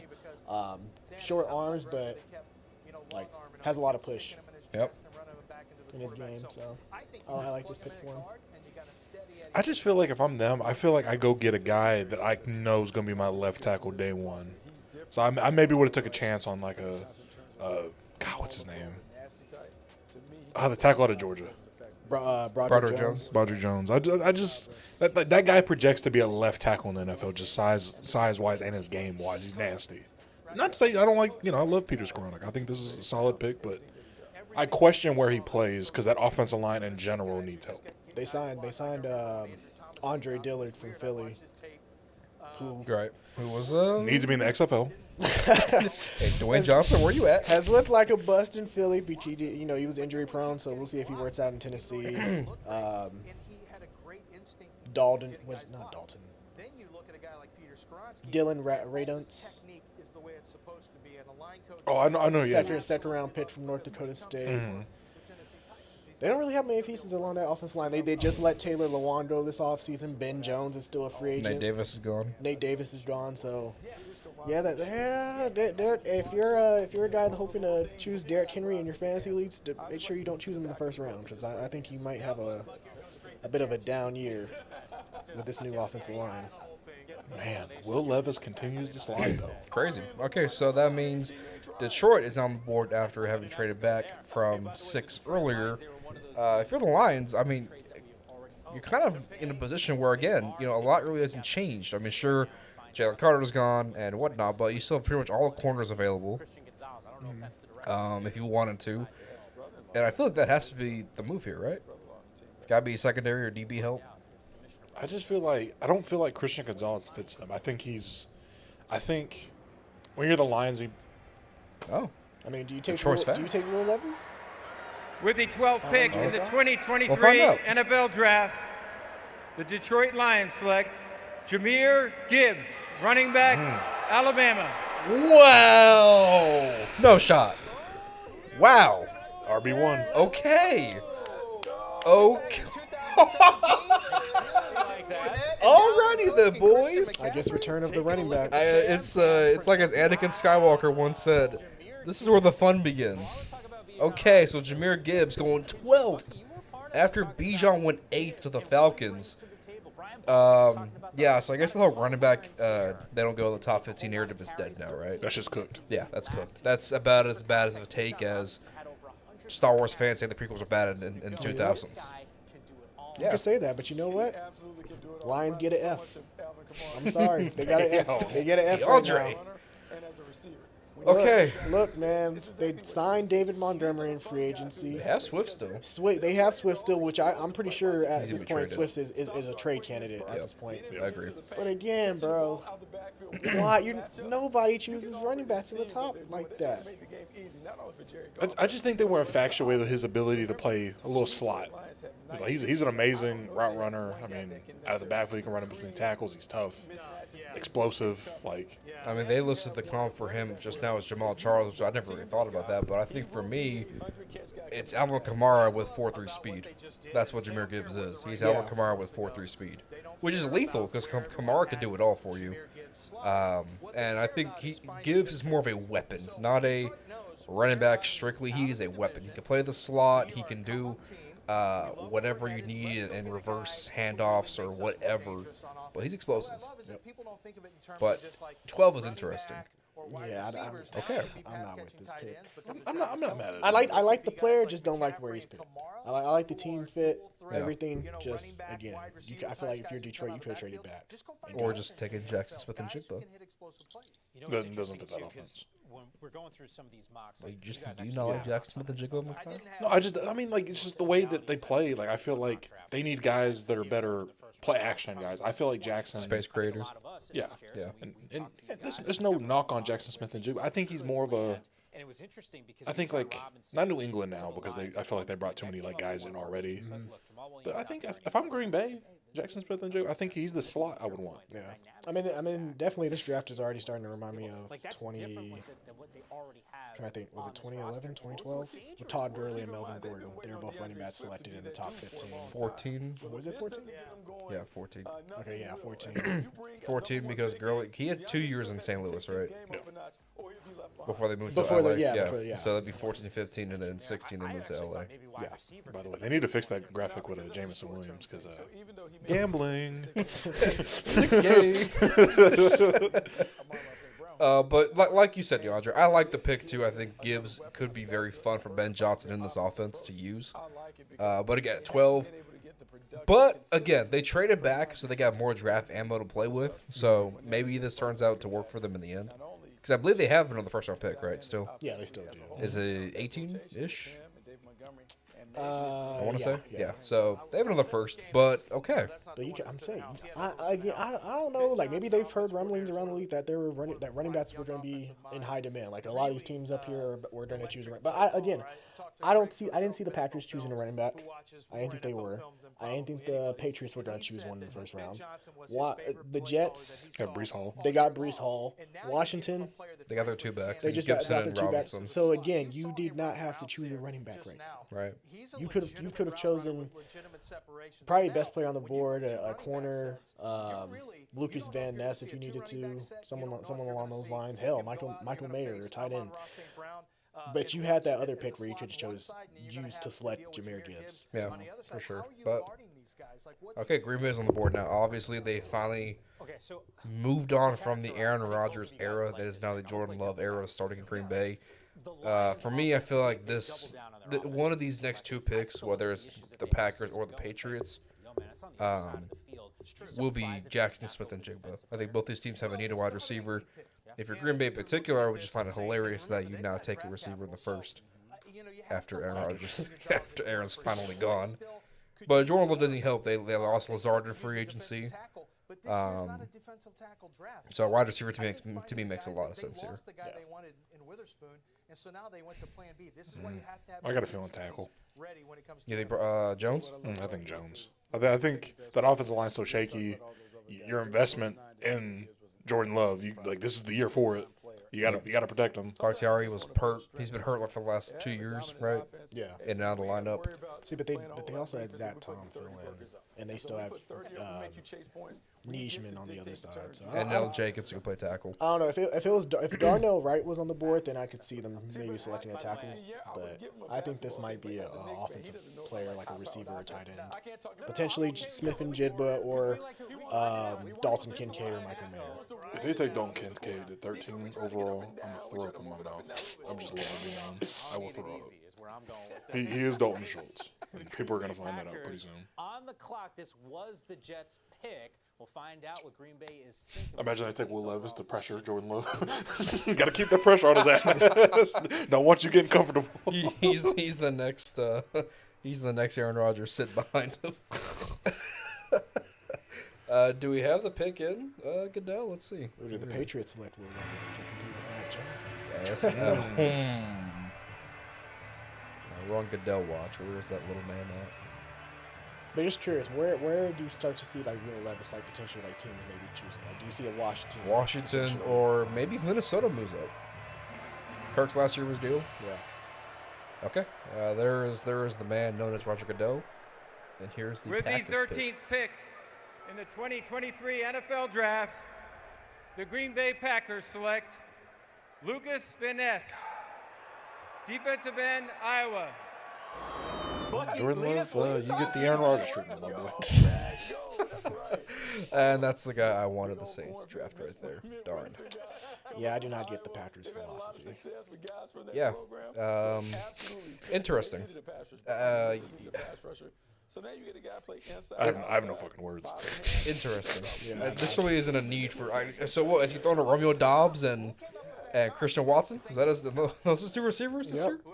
Hey, bring back Sammy. Nicknamed Hercules because of his strength. This, yeah. This ain't it. This ain't an F. Like they didn't lose the This is a draft. D. This is still. I mean, he's a good player, good prospect. I give him that. So this is like a D or F plus. For NFL teams because That's F plus. yeah, F plus D. This is a D grade for me just because again I think Jackson Smith and Jidba, bro. Y'all like they need a receiver. You need to help your guy Jordan Love out in his first year starting. explosiveness for a guy that Like, size. And you look at offensive some of weapon those was the numbers, pick here. and it So matches up he with gets. just They the said, "Hey, player Aaron's abilities. gone. Not We ain't gonna quite treat you any as different." those guys They coming meant up, that literally. very similar at the same position. They said we're gonna neglect you in every way possible, and you gotta just go out there and do the best of what you got. That being Romeo Dobbs and Christian Watson. Lucas Van Ness just gives me like Taco Charlton vibes. Like as far as like just getting taken entirely too high. I think the comp for me for Lucas Van Ness, oddly enough, I think it's Trey Hendrickson. It's a high motor guy who has potential as a pass rusher. He just needs to grow a little more in the right defensive system. And I thought when we took Hendrickson out of Florida Atlantic at 18, thought the same thing about him. So, I mean, it could work out, but again, this wasn't a need for Green Bay, I think. Yeah. So now we have the Patriots are on the Hell, board next. I mean, if they would have went defense, I would have for sure thought. I mean, maybe defensive back, maybe a corner like a Joey Porter Jr. or something. But Oh, you're not a Jets fan. Okay. Packers gonna Packer. They're gonna lose that NFC North this year, right, guys? ooh, how about the Steelers on the clock? Traded up with the Patriots. This is interesting. This is what the Let me garage see. Do we have? We're not changing. Do you take Joey Porter Jr.'s son or Joey Porter's son, Joey Porter Jr.? There's no fucking way they traded up. I don't to think get we Troy trade up. Porter I mean, there were reports of him falling in draft boards. I don't think there's a way you, We do not draft unless first round. I mean, I don't see a receiver because you just traded for Allen Robinson. You have a bunch of young guys. You're still George kinda waiting to Pickens, see. Deontay Johnson. You have pretty good tight ends. You don't think you're drafting unless I mean I don't know because You have Freiermuth. Fryer moves that Gentry. Because Jordan Love is throwing it for 300 yards. I wouldn't invest in that tight end. Yeah. Is it You know, I think Broderick Jones. I think Broderick Jones. Tackle? is the pick. Yeah, Yeah, tackle. Get a tackle around that offensive line because the offensive line's kind of coming into shape slowly but surely. Yeah, and I think here's the big key: you have to get past the Jets, who are picking next. Because the Jets, with Dwayne Brown get up there in age, with Kai Becton come up with back-to-back knee injuries, the Jets are probably going to go tackle. So I think skipping the Jets here probably was the big move. Yeah. So I'm 95% sure this is Broderick My Jones here. concern, Bucky. The 5% in me says it's Will Levis. It's one thing when you're drafting guys. Hey, he is a year younger than Kenny Pinkett. You gotta motivate him. Aaron Rodgers, Hall of Famers. Hey, look at him, big hands. See, I don't need gloves. I don't throw gloves. You I know, just eat bananas. you know, it'd whole. be sad if you see Will Levis drop down and you see Hendon Hooker get picked before Will Levis. Holy shit. That would be something. That would, A That would be 26-year-old over a 24-year-old. That's saying that, a lot. That man Will Levis. Coming off ACL. That man Will Levis is about to pull a Bo Callahan, just storm out the draft room and No one's everything. coming to his birthday party. No one came to his birthday party. See what happens this upcoming season. Oh, somewhere right now, Sonny's rolling. On day one of They the swap NFL picks, draft, and then they get the Patriots. they're moving up, swapping picks. The Steelers gave them their, what was that, 4th round? Yeah. Yeah. Yeah. So okay. So I think Broderick Jones makes all the sense. Oh, please. So There's two guys that are really we shall see. interesting to me here. Should They be need to interesting. tackle, so Broderick I mean, just Jones the way that they go about their offense, Broderick Jones, he fits perfect. But if they did want to go pass happy tackle, Antoine Harrison, Oklahoma. I feel like Yeah. that's too high for him. Right. Yeah, I agree with that. Makes all the sense in the world. So we'll see. Should be interesting. I live in a fantasy land because we saw 2 running backs go in the first round. That we did. We saw 2 RBs go. In fact, if I'm not mistaken, Daniel Jeremiah. That happened. Once again, don't quote me on So- the number, but I believe it was 6 corners that he thought I don't know. could go in the first round. What was your thoughts of Maybe Allen the Robinson Steelers being a sitting there Steeler? going, you know what? There might be some dudes a little bit later. Not a lot to say. I just needed him out of LA. LA is not the spot for The him. Rams said, "Hey man, I just need him out of here." That man wore sleeves every game because he wanted to display that he was white. I mean, look, Allen Robinson. I don't know what happened in Chicago because he had the 1 year in Chicago where he was like 1,000-yard guy, put up really good numbers. Even before that in Jacksonville. Yeah, and in Jacksonville, and then just out of nowhere, just flopped. And I don't know if it's because he had a bad string of quarterbacks with Trubisky, with a young and a pretty much an offensive mess with Justin Fields that first year in Chicago. But that's the thing is like he was productive with those trash quarterbacks. Like when immediately when he went to the Rams and he finally had a quarterback in Stafford, we assumed and a play caller, McVay. we yeah. assumed he was going to be the guy. Like And you it know, just like, never worked. Okay, let's see. What do the Pittsburgh Steelers do here at pick 14? Let's see. Have traded the 14th pick to the Pittsburgh Steelers. With the 14th pick in the 2023 NFL Draft, the Pittsburgh Steelers select Broderick Jones, Boom. We offensive got one tackle, right. Georgia. We got one right, boys. Sometimes it's just that easy. But yeah, You this he's makes clearly all the the best sense. I like offensive it. lineman Mahler to can get to the tackle second level. You clearly have a big need at A tackle. good It's a good athlete. pick for him. Yeah, great Yep. athlete. And Pittsburgh And again, I just feel like if the Steelers, or if anybody needed a tackle, you're going to have to leapfrog the Jets here in this next pick to try and get that guy. Because the Steelers had, they would have had Dan Moore at left tackle, which just hasn't worked out for them. So now you can kick him inside to guard, Right. which helps out that offensive line. So. So the This is Pittsburgh good. Steelers This do is well good. where I like Aaron this Rodgers pick gets for him. whatever he wants. So they jumped in front of the Jets to get Broderick Jones because He is a Mike the Tomlin last type of the player. top 100%. offensive Yep. tackles that are available. We see him.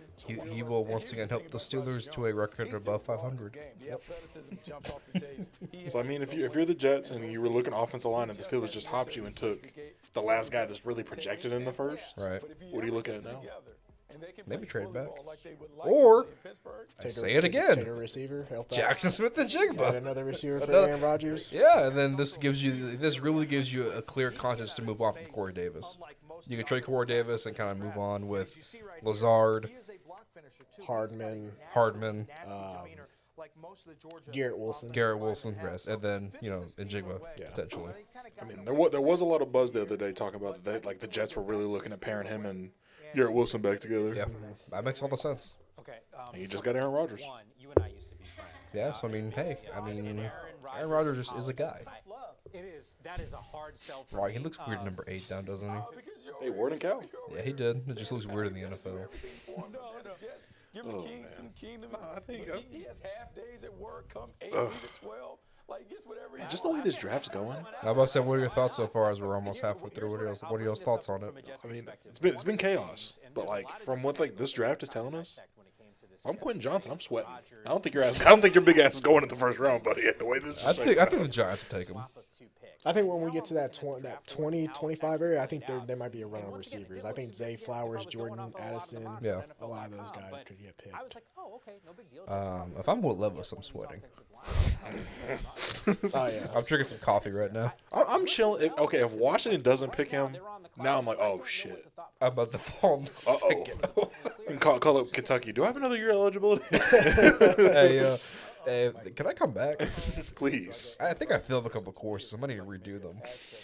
Would be in the fold. Why would we ever think about getting someone? Also, Christian Gonzalez, he's starting to flip too. He is Which makes a lot of sense. I mean, a guy basically 1 year production, like really prominent production. still kind of raw. Yeah, still kind of raw. Yeah, because he played receiver before, right? He made the switch, so I mean that makes all the sense. But we'll see. A great length for a corner, great size, great speed. Can press at the line of scrimmage. Maybe the Jets here. You know, get a guy opposite Sauce of Gardner. Sauce. Yeah. Put DJ Reed in the slot. Yep. Nice to see him on the other Or side could of that be the Joey ball. Porter? I don't know that that's necessarily a I don't need. think Joey They need Porter's. offensive I don't know. tackle, and His I range is think more in the kind of a lot 20s. there. I feel like. You could look at tight end. Yeah. So I mean, hey, we'll see. Pass catcher and really try to stick it to people. But the Jets are still on the offensively. clock, so For Aaron Rodgers, I will say that Joey would be Porter. If you bring in Joey Porter, I feel like he has the ability to move like to a free safety. I think the way he plays is real dynamic. He's not afraid of contact. I think, Yeah. Very rangy. Yeah. Let's just try to get out of I can see it. back. Especially, I mean, considering we've seen some head scratching shit today. So, Define head scratching. What's been head scratching to you? And he didn't make it to you. And let's also Running two backs. running backs going to the teams that they did. 15 that they had to make. And then just seeing Will Levis fall, because I mean, so many people just were so enamored with him through the whole process. Like, Yeah. they were thinking about he was going to pass up CJ. They jumped into 14. So Wow. little flip-flops like that And can just to end up having a backtrack big real impact. quick, Texans, I can't believe they pulled that off. Back-to-back picks Yeah. at 2 and 3. You land your franchise quarterback in Stroud, and then you get arguably the best defensive player in the draft, Will Anderson. Absolute winners, bro. I'm telling you, I don't think there's a team that's going to pass them tonight as far as winners of the draft. That's fair. To make the move here, and as of right now, there's no trade, and the Jets, with 3 minutes. And the Jets taking the sweet time here. I wonder what's going on with them right now in New York. You guys said it though. Offensively, I think, this is still a really good defensive team. They got some really good. I mean, considering what you added in free agency, what you already had on the roster, First of all, Brees Hall was the favorite for rookie of I the think year. you just gotta stay deep. Gotta stay defense. I think Saul is still trying to round out that On the other defense. side of the So ball, you've got I think you added defensive secondary rookie of piece the here year, of some Sauce sort. Gardner. No pressure, Jets. Williams too up front. Yeah, because also, I mean, I think also what you're expecting Jeremiah Johnson to get a lot more opportunities this year as an edge rusher. When he was limited in his snaps last year, he showed production, but now he gets some full-time starter reps. So, Here's the guy. you know, that could be something too. I mean, or do they reach for an offensive tackle right now with the Anton Harrison? Yeah. If they still feel like tackle is a need. Deeply disappointed. Yeah, or maybe you just think, hey, we had Dwayne Brown for another year at least, and we're gonna, fingers crossed, bet on Mekhi Becton, slimming down, and that helps him keep pressure off the knees, and maybe he could put together a healthy Then season. you get to safety. Doesn't really make sense. Then you get to wide receiver. Let me ask you guys two quick Yeah. questions because you guys still have your all's teams picking. So who's your pick right now? Like based on the board, how it's going right now, who do you I hope mean, your team Jackson gets? Smith and Jigba, Lazard. You always say You this can go is- first? Or me to You go always say first? you need a basketball team. If you have So Smith from and the Jigba, Saints Lazard, right now, Garrett Wilson, Luke Van Ness just went off the board, so I'm hoping if a guy like Miles Murphy continues to slip into the 20s, low 20s, I consider moving up to get him. But Miles Murphy is the guy, or I could sit at 29 the way the board is falling. Maybe hope Kalijah Cansey slips because I like Cansey a lot as a low end first round prospect. If I got trade up for him, I think you're reaching a little bit. I do think he's a high round 1, low, or I'm sorry, a high round 2, low round 1 player. I don't know which, But those would be the two guys I'm looking at right now. Certainly defensive lineman though. Okay. is Cansey, is it Cowboys, Antoine Harrison. Terrence Steele coming off the injury. Yeah, I'd rather round it out and really solidify a youth movement, a part of that aging offensive line slowly. Or he is. I mean, Will Play Levis? him on first downs. You just let him rush. He is disruptive. don't put me in quarterback hell any more than I already am. I mean, if Christian Gonzalez is sitting around at 20, if I'm the Cowboys, I'm calling. Like I'm enamored with the size, the length, the ball hawking ability. I mean, you have one of the best ball hawks in the secondary in the NFL on the other side. Like, And you have Gilmore, so you're not throwing him in the start and play week 1. You let him grow and develop behind Diggs and Gilmore. And Gilmore, he's aging. Yeah, so he can play next year if ready.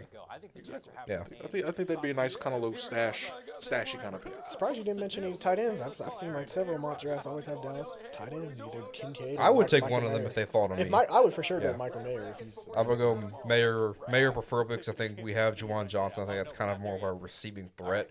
Mayer's an excellent run blocker. We kind of need a legit tight end too. Because here's the thing also about the Saints: if you can play tight end, if you can play the 12 formation, that allows you to play two receivers, being Olave and Shaheed, takes pressure off Michael Thomas. Because realistically, I expect him to play maybe 13 games max this season. He's probably going to miss some time, whether it's injury or just load management. So if I can get another tight end and run some 12-man formation, I'm all for it. Because you have two legit deep threats in Shaheed and Olave. Right. Yeah, I mean, I'm happy with the way the draft's going, especially like the fact that no tight ends have been picked, because that means like, hey, if there's tight ends get picked late, that means there's a chance that one of them can slip to us in the second round, which we're sitting at pick 51. If Darnell Washington is on the board at 51, bro, Dolphins Or run that shit to the you table. just trade that for Dalvin Cook. No, well, I'm not trading the second round pick for Dalvin Cook. Trade a third-round pick. We'll for trade Dalvin third, Cook. yeah. Third Okay. round pick. Or, hey, I'm going to say this right now. So I did this mock with a buddy of mine at work yesterday, actually. If I'm 29, if I'm the Saints, right?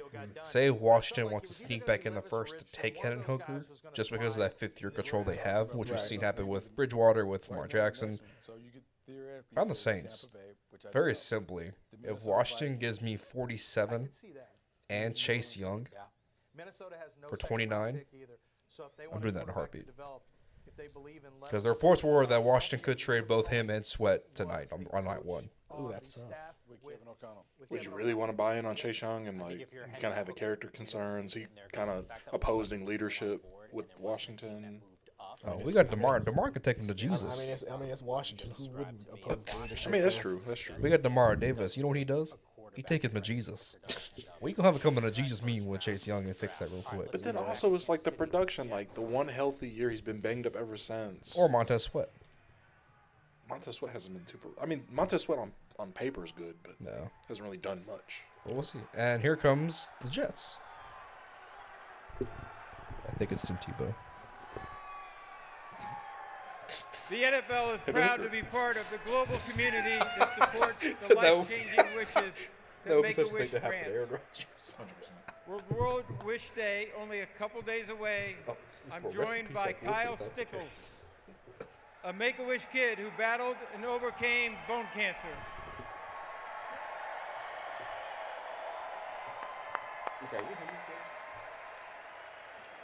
Kyle's wish is to announce the first round pick of his favorite team, the New York Jets. I'd like all of you to join me in cheering on Kyle as his wish comes true. The floor is yours, Kyle. Go for it, buddy.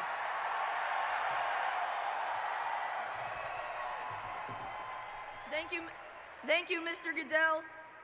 I'd also like to thank the NFL, the New York Jets, and the Make-A-Wish Foundation of Northeastern New York for giving me this opportunity tonight. Yeah!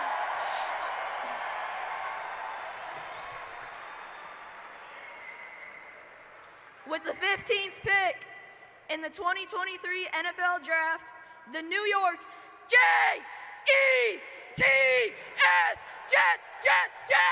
select Will McDonald, linebacker, Iowa State. Let's go! Yeah! Let's go! Will McDonald, you see Leonard. What in the what? Real quick, shout out to Kyle for the awesome Yeah, pick selection. but what? What? You know, there were a lot of people who said that Will McDonald kind of rivals Will Anderson as far as like the best pass rushing prospect in this draft. I definitely think he's the best speed rusher. He's not the biggest guy out there. I think that's one concern is At 15 though? a little cleaner. You got to let Is that a reach? Line up outside at a wide nine. But Kyle looked like he just. I hit mean, a look, ghost. I saw two running backs get picked in the top 15. So Hey, at this I point, mean, I guess that's true. I mean, most of this draft's been a damn reach at this point. Again, but I agree. Like just like what I said with Detroit and Atlanta, like you could have traded back and picked Will McDonald. I'm pretty sure he would have been there. But Okay. as far as for the team, it's another guy to add to that pass rush with Carl Lawson, with John Franklin Myers, with Right. Jermaine Johnson, Quinn Williams, Quinn Williams, Quincy so, Williams, his brother. Yeah, Okay. That was interesting. Kai had to take a break. Yeah, I think that might have been a Okay, so they ignore corner to blitz. You never And so once again, you see Gonzalez, Joey Porter, they continue to slip and fall. Washington, as Makai mentioned, this would be the logical spot, last logical spot for Will Levis, probably until the 20s. So, okay, interesting. On the clock, their selection still to come on NFL Draft Center. Interesting. I just don't know. The Jets are gonna jet, I guess. I guess. The kid was very enthusiastic just for that pick to come out. That is crazy. Yeah, that was a awesome job getting the crowd riled up. Shout out to. Forgot his name, damn it. But shout out to the kid. Shout out to the Make-A-Wish kid. Kyle, yes, thank you. Shout out to Kyle from the Make-A-Wish Foundation. Great job at announcing that pick. Whew. Oh my God, you good now? Yeah. After that bullshit. So, I mean, the Jets take McDonald. I mean, let me get your thoughts on the mic now, because when that happened, you just had the look of Christmas, like Christmas past just visited you at your doorstep. So, give me some thoughts here. What are you thinking about this? I mean, it's on brand. I mean, last year, whenever when Jermaine Johnson fell to them, you know, like with the soundbite that came out of the newsroom was like, oh, yeah, this MFer can chest down Josh Allen. And in the division where it's basically Josh Allen's division, go get a guy that can chase him. Well, McDonald can do that. So, Yeah. you can't argue with it from that standpoint, if that was the idea behind this pick. Yeah, it's gonna be interesting. So we have we have like another minute or so. Let's mix it up. No, not talking drafting time. I don't know how long more that can get for us. So, DeAndre, what is new with J and J? Anything newsworthy or noteworthy going on? Shit. No, I mean, everything's been good. We're at, 1,250 subscribers now on YouTube. Death Battle reactions have been great. We just dropped a Superman versus Goku Part 2, which was a fun one. We're doing another one this weekend, which is Batman Beyond versus Spider-Man 2099 reaction. Plan to do another CBM talk this weekend where we'll talk about Jonathan Majors' situation,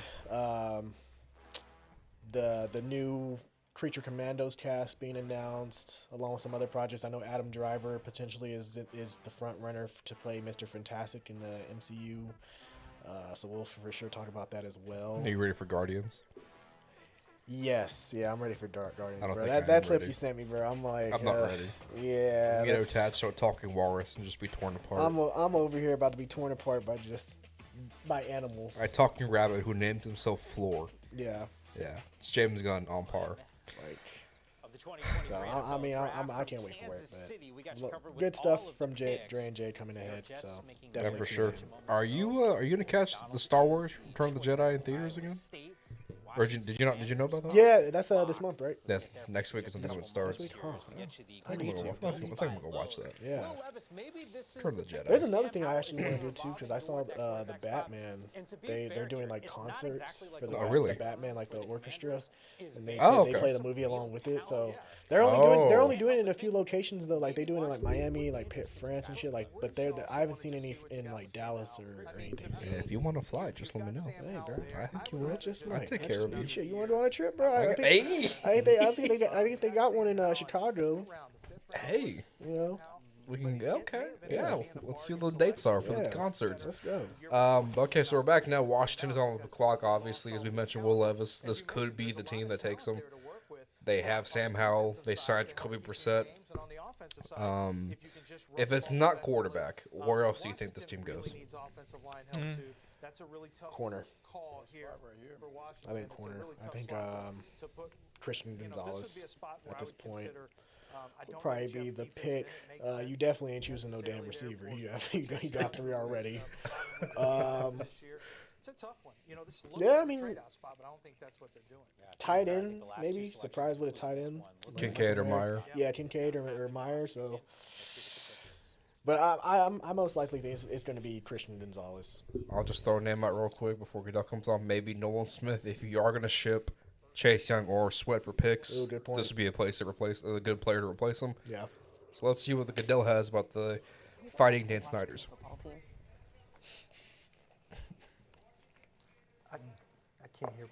All right, so there's some audio issues right Ah, now from Kansas Goodell, City. we I have can tell you that the issues. pick Well, we is can read who the pick officially is. in, and it is Emmanuel Forbes, a corner out of Mississippi State.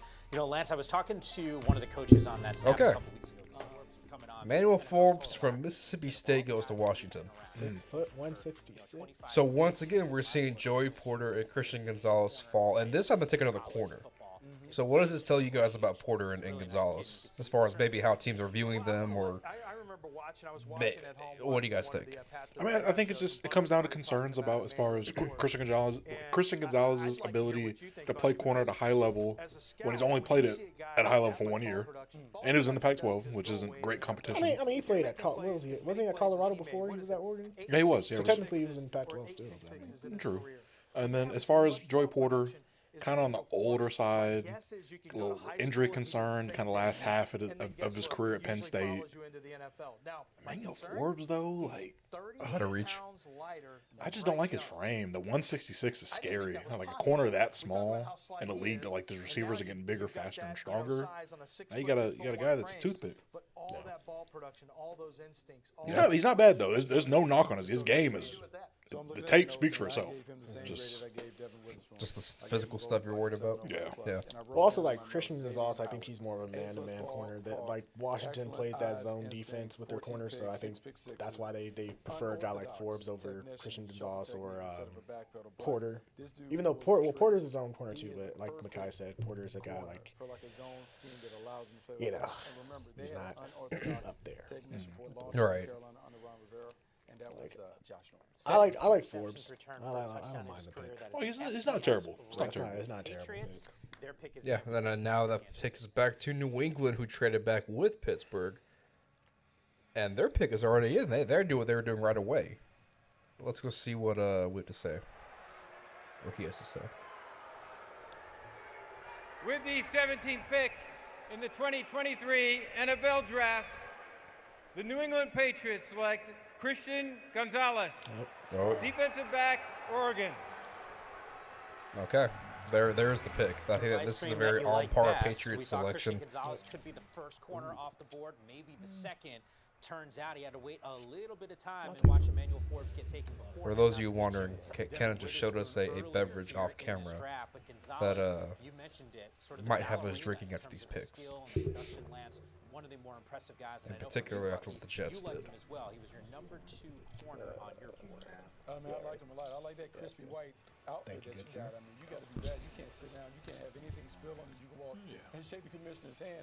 But it's kind of like his game because his dehydrated. Don't have a Coke, Yeah, Kenan. he's not eating anything. If you don't mind. Get everything away from me. No Por chicken favor. fingers. I don't want any sauce on my white stuff. But Okay, so Christian Gonzalez. terrific when it comes to see-ball, get ball. Does it seem like a Patriot pick to you guys? Yeah, this is a very Patriots pick to me. And I watched him match up with Drake London, and it was a great battle. Honestly, I feel like this is a little like they're drafting off potential, and I think that they're shaking it up a little bit. Like they've always kind of went like guys that proven. I think there's a little bit of a question mark to Christian Gonzalez's learning curve. I think it's different. I think it's a little different. Yeah, I It's a mean, good pick though. I mean, last year we saw this team draft Cole Strange at the end of the first. I think everybody questioned why, and then Cole Strange ended up being like a solid player for them this year.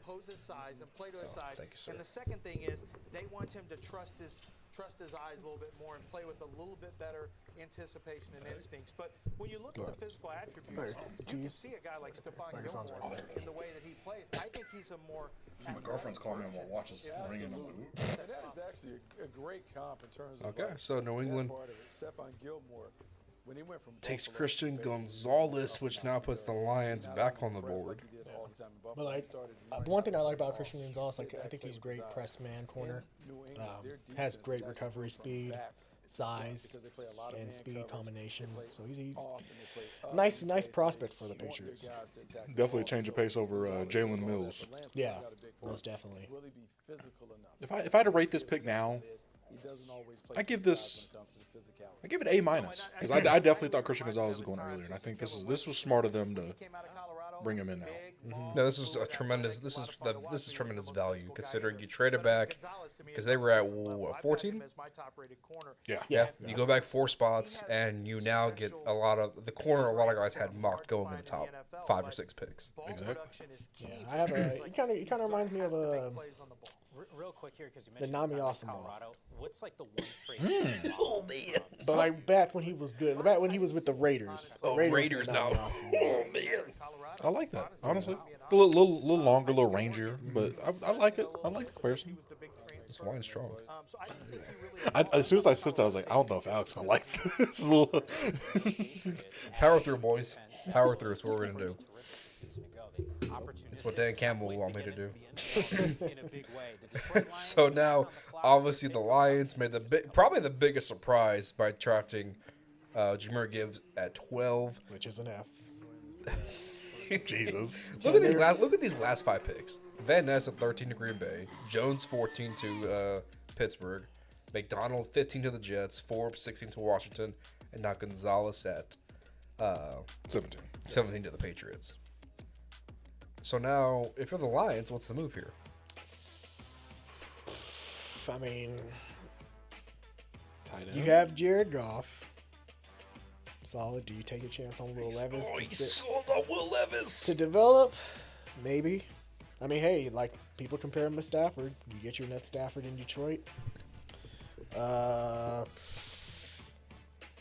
end. Could be a Tight end could be position. the pick here. Which one do you think would fit better in Detroit? That offense.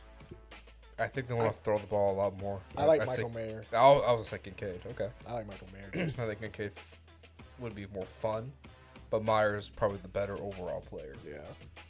Also because, like, especially with that offensive line already being good, you add a tight end that's really great at the line of scrimmage as well that can block. And now you got like 3 running backs. You Yeah. need to hand the ball off to. I mean, that's not a bad combo to have. Miles Murphy Yeah. is another guy that could be intriguing there in that spot. Kalijah Kancey. Yeah. I think they could use a guy on the interior to kind of force some pressure on the inside. Like Kancey makes a lot of sense. He's probably the best interior guy left on the board. I don't think there's a corner I would take if I'm Detroit right now. No, the only guy who probably could go in the first is it Ringo?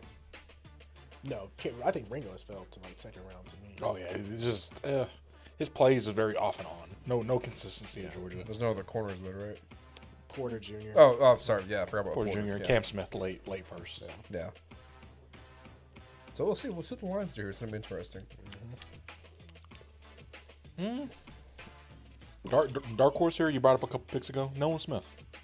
Gritty guy, good leader. Yeah. Nice pass rush tandem you could have with him and Hutchinson. Yeah, and that's a guy who at Georgia the sacks weren't there, and that's a guy who was okay with that because he allowed other guys to. Nolan was the dirty guy and the selfless plays, but that could work for Detroit. Man, how about this? No receivers yet. Man. In the first round. Hey, if I'm New Orleans, So what does that really say about this draft class? they're not high. As far as the receivers. They're not as high. It's a very top-heavy wide receiver class. Like it's good. Like you're gonna find Yeah. good depth for sure, but Yeah. like you're not gonna get like the superstar player. And- That's apparently how these teams view. And it. that one guy might be Jackson Smith, who has fallen this far, surprisingly. Which I think a lot of it centers on the injury concerns that he had at Ohio State. Right. But I expected still maybe like 15, especially Green Bay. I would expect Green Bay to select him. Take a closer look at their draft Right. presented by Verizon. And keep So in I don't mind, know. We'll the see. Lions It's gonna be already made a interesting here. pick a short time ago. They picked 12th overall. They took Jahmyr Gibbs, a running back out of Alabama. And if you're scratching your head saying, why did they pick 12? Well, there was a trade. They actually got Houston's pick. That pick actually came from the Arizona Cardinals because they had swapped picks earlier in the draft. And, of course, a full recap when everything is done on NFL.com. But now that the Lions are on the board here, we were all impressed by the selection that Detroit made a little bit earlier. It was gutsy. It was not necessarily talking about taking running backs. Did you see what the Browns just tweeted out? Well, not just, but tweeted like 30 minutes ago. It says "God our guy" because they didn't have a first-round pick this year. And It's the gif of Deshaun. That's your guy. Yeah, you are. Right? Okay. This is the part that You stand by that. that has hurt them because It's one thing you made the move. Now you're actively showing, hey, we support you. Yep. Wild. Hey, the police department thought he was their guy too. Oh, yeah, evidently they thought so. But okay. They need linebacker. They need tight end. Detroit's I think interesting. they got a running back, Let me wide ask you, receiver. does Drew Sanders They make could sense? shock you with a quarterback pick here. I don't think that would be the case, but they could shock Drew you with- Sanders? my guess is like They have Rodriguez, who they kind of fell in love with last year. I don't know. Detroit doesn't have that signature Yeah, but Mike guy in the linebacker. I still see him as a second-round pick. Okay, I don't see okay. him like being a first-rounder. Yeah. So give me a name. Who do you think it is right now? Damn. Pick one spot. Let's see. We'll get up with the walkout. Sweet mother of Lord. Swine. You know what? I'll go with Nolan Smith. Nolan Smith. With the 18th pick in the 2023 Let's see. NFL Draft, the Detroit Lions select Jack Campbell, Oh. linebacker, Iowa. Wow. Oh. Okay. Well, I mean, that's a little earlier than I expected, but Interesting, linebacker's right? one of those That's- needs that I just ran through. They really need I feel like help. that's a Dan Campbell pick, right? Is a guy who's there in the middle. Yes. This but is like a Dan Campbell God pick. damn, bro. Detroit is just. What are they doing in this draft? He would have been available in the second. Yeah, yeah. He would have been available in the second. They're like a second, maybe third. He could have potentially dropped to, but like Yeah. first round, pick 18. No one saw him getting picked that high. Right. Linebacker standpoint, but Jack Campbell's been a name that's really been hot. Yeah, in this a is lot of interesting. circles. But he's a guy who's good at Recently, everything, I but he's heard not that, great. Like he's teams never. like I don't think he Buffalo has like a might have wanted great Jack Campbell quality, in but the like first, He's good about good all yeah. around. I think He Jack can play the Campbell run. is- He can play Play pass pass. coverage. Dan Campbell, I just, Okay. I Yeah. question whether or not I he's get a- the is Leighton Vander athletic. Esch comparison, especially being the 6'4", 240, A bigger linebacker. bigger Yeah. linebacker that can run sideline to sideline. Mm-hmm. Right here at 18, but he was a really good player. And Good player. this is a team that needs Again, Just again, good player, but it's a too pick. high. Yeah. The value just doesn't add up. So now that closes out Detroit's first round. I gotta give them an F. I gotta give them an F overall, man. It's just Not an F plus. Yeah, I think he Jameer Gibbs is gonna be a good back. For sure. them. I'll give him an F plus. Jameer Gibbs I'll is gonna give be a him- good I'll back give for him an them. F plus. He's gonna be a good back. I'll give him an F plus. F plus.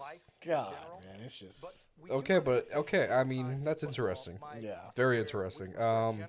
Tampa. Tampa's interesting, right? Because we know they released a lot of their players. They're kind of eating up the cap this year and accepting that they're going into a soft rebuild. They bring in Baker Mayfield. Again, Will Levis. Does this scream quarterback to you? If you're going to play Baker this year? Yes, but it also screams to me. That's absolutely fair because when we think about I mean- Iowa, we think about guys with paint jobs and all that Yeah, I other mean, stuff. but Like, I don't they know. Bro. really I don't think- think so at this Jack point, Campbell, Will he Levis never to gets his me. just due. He wasn't talked about that because he doesn't look like the typical I don't see sexy Tampa. pick I just that don't see you Tampa. would I see get at Minnesota linebacker. more likely Good if he player, falls productive anywhere. player. Man, I think Minnesota would be the pick. He makes a lot 100%. But then again, Minnesota needs a receiver. Do they choose a Jordan Addison or Right. if Jackson Smith and Jigba is right there available to them? Do they choose him? Sounds like he would have waited That's just a tough. little bit I here. think They also have Tampa 3 more likely picks goes with in this pick with the second round, offensive 34, 48, lineman. 55. Maybe Yeah, did you see the Lions pick? Jack Campbell Tight end here. out They of might have Iowa. felt like- I'll do that off camera. No, I'm gonna go with. I mean, they clearly like him, but this is a need pick. And you always I worry think about Tampa picks goes with either an offensive early, lineman or a defensive but back. Sometimes when you look at the Pittsburgh Steelers did it. They Okay. needed So maybe an they Anton needed Harrison. tackles, so they moved Right. up and got Broderick Jones. So Joey this Porter? is a need Or pick. Joey It doesn't Porter, mean yeah. it's a Sure. bad pick. They One of needed those a two. Yeah. linebacker, and I think they felt like, look, once we get past this guy, we run out of linebacker. He wouldn't Because they did resign Jamal Dean and they Oh, still they have did- Carlton you're right, Davis. They did do that. Yeah. Which is probably why the Steelers look But at he him. could play safety for you, hypothetically. They're off the You have Antoine Winfield, who is still very good, a very solid safety. Tampa Bay on the clock. They let Whitehead go, right? He's in New York now, I believe. Yeah, he's been there. The since Jets. last So, yeah. Those make sense. Micaiah, we'll get your thoughts on Jack Campbell here in a minute because you seem very enthusiastic about it. Good guy mocked early in the first, but later in the first. So here's the pick from Goodell and the Bucks. With the 19th pick in the 2023 NFL Draft, the Tampa Bay Buccaneers select Kalijah Cansey, defensive end, Pittsburgh. Damn. The guy you Get wanted. fired up. The Yeah. Cansey. I like it. You know, we had That's a him good on pick. NFL I like it. That's Total good. At 19, that's a good pick. I can't complain. So now you have two beasts up the middle with Vita Vea and now Kalijah Cansey. Yeah, that 3-4 defensive end in that scheme. Yep. I like it. Yep. Add more beef to that front seven. And if you're going to try and do something with Baker Mayfield this year at quarterback, get that defense as beefed up as you possibly can. And they're already throwing out the Aaron Donald comparisons, which is fair considering the same size, same speed combination, Yeah. athleticism profile. Yeah, and I mean, and really what I think sold, or what sealed Clancy's fate as far as the first round pick goes, that 40 time at the combine. Ridiculous for a defensive tackle to run what he did. And this is a good pick for Tampa. I can't really argue with it. So now that's just, I don't know. That was the guy I wanted. And now I just don't know what happens from the Saints. Now we got Seattle coming up. And they took Witherspoon. Witherspoon. Yeah, Witherspoon. So you got your corner. I'm going to ask every time. Will Levis? No? Maybe. Kind of seems like a Seattle guy. I can see that. I can see that with this pick. Yeah. It's just hard for him because it's like a lot of these situations now, unless a bad team without a quarterback trades up to a spot to get him, he's going to be sitting behind a guy for a year or two. Yeah. And by that time, 25, 26, 27, getting towards that 30. Well, because you're getting pretty close to a spot where, like, the Rams don't have a first round, but they have a second round pick, though. Could they potentially trade up into the first round and select a Will Levis to back up Matthew Stafford and learn from him? I could see that. Honestly, now that you say that, damn, that I actually kind of messed with that. Right. Well, I was saying because the Rams have a second round pick, I think, pick 34. And if Will Levis falls closer to that 20 range, could the Rams trade up and select Will Levis? The draft continues to roll on here. Seattle already made one selection. Witherspoon was that player. They're on the clock, and their pick is coming up. Yeah, I really like the Christian Gonzalez pick. That's probably one of my next favorite picks. Oh yeah, 100%. Besides what the Texans did at the top, oh yeah, the Patriots did some different stuff today. For sure. Making up for that Cole Strange pick last year. And they haven't even like made many moves in free agency, like compared to every other team in the AFC East. So this is something that definitely helped them out, especially with Rodgers coming to the Jets. Because what the Dolphins did, what the Bills are with Josh Allen, like you gotta do something to stay competitive in that division. Yeah.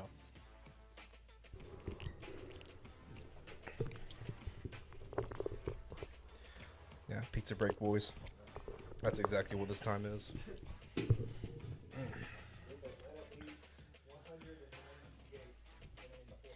$198? No, Javante's sweating right now. I hope his ass is. I know. On that ass.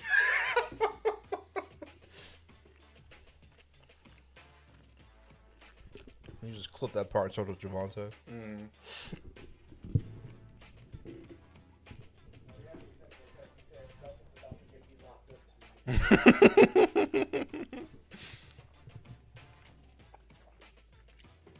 trying to think. When would Game 7 be? It'd be in Boston, obviously. Probably Sunday. Now, this is what happens when you let a lesser team keep messing around. Yeah. Oh, I might. Damn, I got a job now. Never mind. Damn it.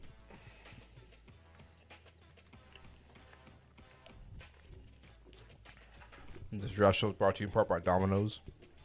Not sponsored. Unofficially sponsored. Unofficially. Not the official pizza in the NFL, but the official pizza of the Final Drive draft show. That's what we do. Man, so boys, thoughts on the draft so far? Full of surprises. This is, like people have said, this has been the most unpredictable draft. Probably in the last lived up 6 to years. it? Lived up to it so far? 100%. Hey, running backs. I want you to put the word out. That we back up. We back. Yeah, send that fax in with the we back, period. Man, I know Will Levis is over there in that green room just sweating mayonnaise out of his pores right now. I know it. I just know it. The room just stinks.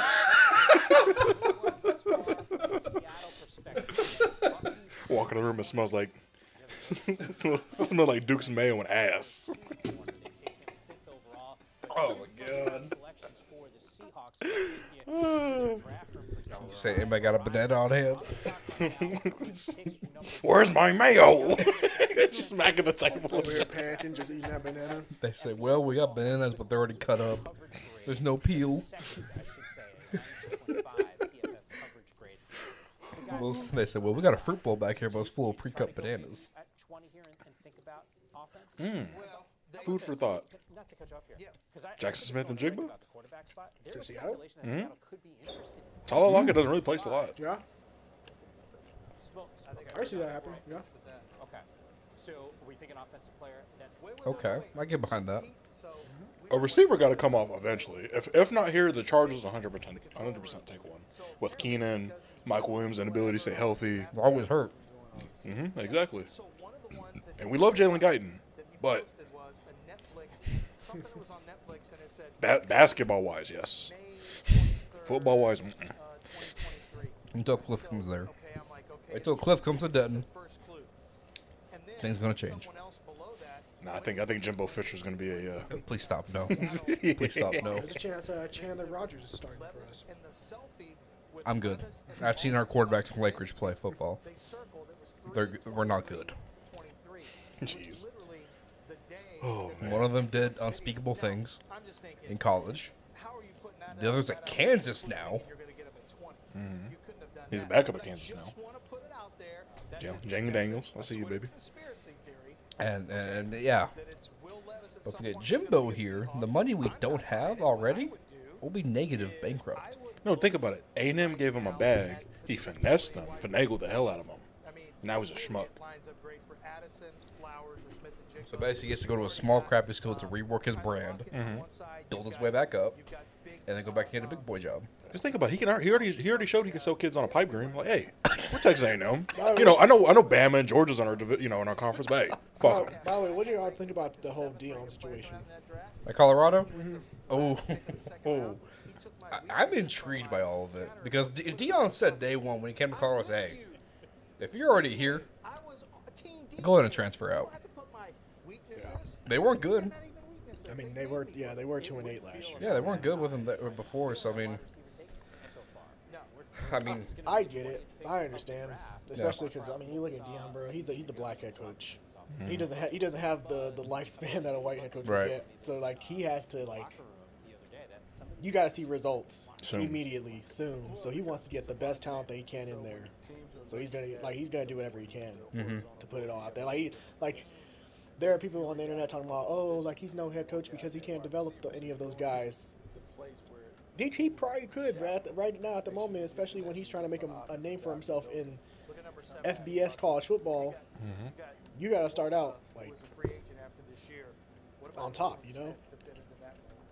there's no grace period. There's no the rebuild period for him. Oh my goodness. No, and here's what I think also, being a Texas fan, I thought Charlie Strong got done dirty by Texas because he recruited a class, and 2 years in, they fired him for Tom Herman. And Tom Herman got, I thought, a much longer stand than he should have gotten. Let's see what Seattle is going to decide to do with pick number 20.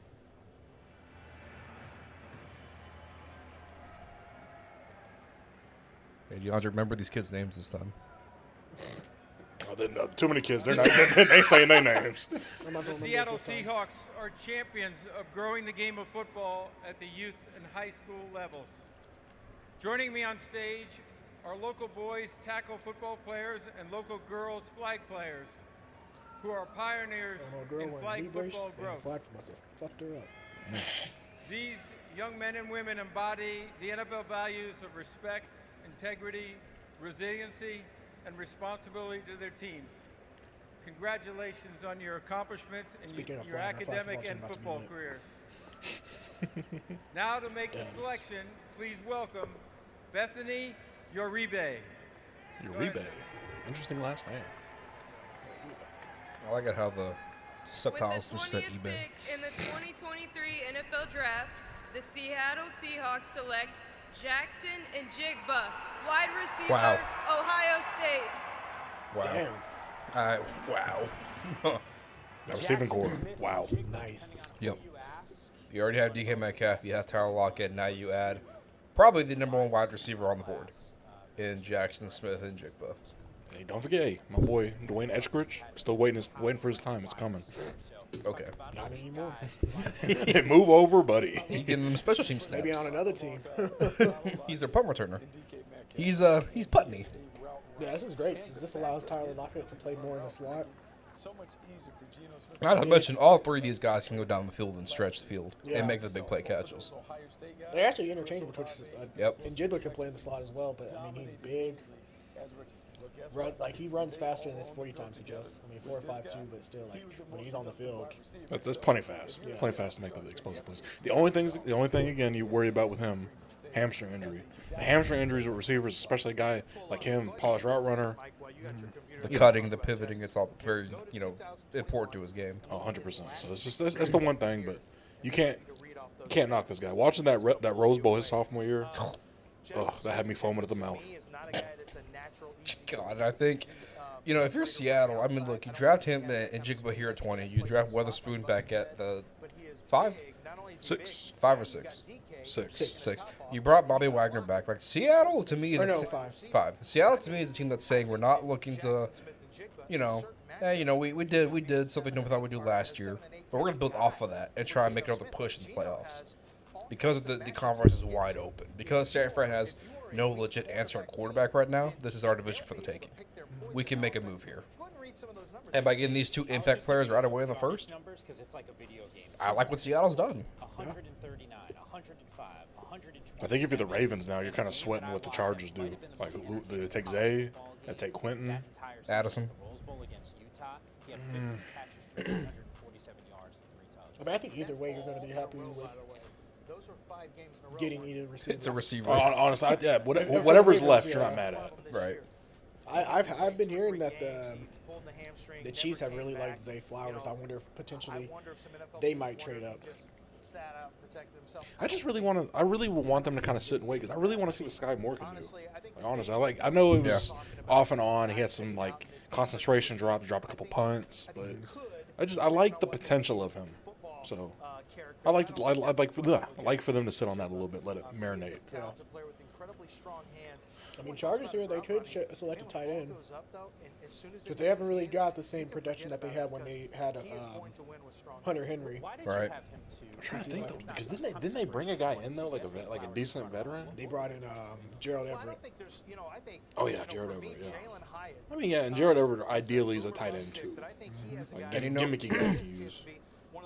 I'm not going to lie. Like, I had originally, I thought maybe this could have been a place for Bijan Robinson, considering the news with Eckler wanting out, and other team said, now we're good. And Eckler said, all right, I'm going to come back, guys. Forgive me. Yeah. So I thought Bijan could have made sense here at 20 for the Chargers. To get a feature back, to get a guy who can replace Eckler and do everything once, Eckler's phased out or leaves or whatever. But that didn't happen, so I think for me, like you mentioned, Mackay, the receiver position, Keenan Allen, Mike Williams, played banged up pretty much the entire season. Brandon Staley pretty much ruined their playoffs by playing Mike Williams when he was healthy. And, so they can't draft a new head coach. Sadly. No, they got to draft a player. Can't be a coach. I think wide receiver makes a lot of sense here. If not wide receiver, I don't know, maybe... I think maybe it has to be wide receiver. I say take my guy Jordan Addison out of USC. Or tight end. Keep him in California. Okay. Tight end, receiver. Regardless, it's going to be a position that helps Justin Herbert. Oh yeah, it's good. Offensive player, 100%. Skill position, or I can see a tackle here. I can see a tackle here. They're pass-heavy offense. I mean, what tackle? I mean, Anton Harrison, but he's primarily left tackle. DeJuan Jones, but I think he's more of a second rounder. It's a little high for a guy like him. But I mean, I think protecting Justin Herbert and protecting and preventing that big injury, top priority if I'm the Chargers, because he's always been healthy. It's just the pieces around him. So ensure his protection. Yeah. Because I'm pretty sure he's going to get paid probably after this offseason. So protect on your and future investment. Just a little quick math on how the draft had started before this pick by Seattle for Njigba. 19 picks, 0 wide receivers, 0 tight ends, 2 running backs. Who would have thought that's how it would have turned out? Pass happy league. Yep. In a draft where we swore Bijan and Gibbs were going to fall into the 20s and the back end of the first. And, yeah. The revolution has begun. DeAndre, you are winning right now. Time to rise up. As a former running back, I want you to put it out there that we back. I leave this message out to all running backs in the world. We are here. We are waiting. What I've done. I'm so glad. I'm just so glad Transformers is back. Oh, yeah. I always love some Transformers content. It always makes the summer great. Watching a Transformers movie. Yeah, Michael Bay's not directing it, so that could be a nice positive. Honestly, bro, like it doesn't even have to be like the best Transformers. It just has to be better than the last 2 Michael Bay ones. Yep. For me, So just don't cast Mark Wahlberg, and you're already better. Yeah. And then they got my boy Peter to come back to do Optimus. Okay, real quick, Chargers is a wide receiver. Is that what we're thinking? Yeah. Yeah. Okay. Like a wide receiver. Now let's With see. the 21st pick in the 2023 NFL Draft, the Los Angeles Chargers select Quentin Johnston, wide receiver, TCU. Big boy. So Quentin Johnson, Like the the guy, position, you not knew the you player. must have saw it on social Sydney Rice. That's an interesting comp. They're saying he's only 6'2"? He didn't measure that at the I thought he combine. was 6'4". Yeah. The fuck are we doing, Draft Center? I mean, look, Quentin Johnson. To me, you're drafting this guy basically just on his physical size and traits. To me, the number one concern for him is the drops. Simple, wide open drops that it cannot make. And when you're drafting a guy just on size alone, to me, that's just not enough in the first round. But he does work with your quarterback. I mean, Justin Herbert's a guy who can extend plays, has good pocket awareness and mobility as well, and he has a rocket arm, so he's able to make plays down the field. And you already have a guy on one end with Mike Williams, getting another guy with Quentin Johnston to take away deep down the field as well, and then having a guy like Keenan Allen running that middle of the field, that slot. It makes sense. It makes sense. Yeah, but I just find this hard because it's like with how Keenan's in and out of the lineup. Like, yeah, ideally everybody's healthy at that receiving core. If everybody's playing at their top of their game, oh yeah, like it's intriguing. But with how both those guys are banged up, and the fact that Quentin Johnson isn't, for a big guy, he doesn't play above the rim. He's very much kind of post you up and just use his length to his advantage in the back of the end zone. And it's just he just doesn't attack the football, and it's disheartening for a guy that's that big to not know how to do that. like I feel like at this pick, if I'm the Chargers, I would have rather taken one of the tight ends rather than Johnson. Like whether it's Kincaid or Meyer. Yeah. I feel like that would have helped you more than. Because this is a guy I thought was. Can't try to give us more alcohol. Yeah. Like Jordan Addison or Zay Flowers, I would have preferred. Yeah, for sure. Just Quentin Johnson, I heard that he was going to drop out of the first round. Yeah, that's why they didn't invite him to the draft, because they didn't want him to be there out of embarrassment. I mean, hey, I guess. But embarrassment, Will Levis. Yeah, you're not wrong.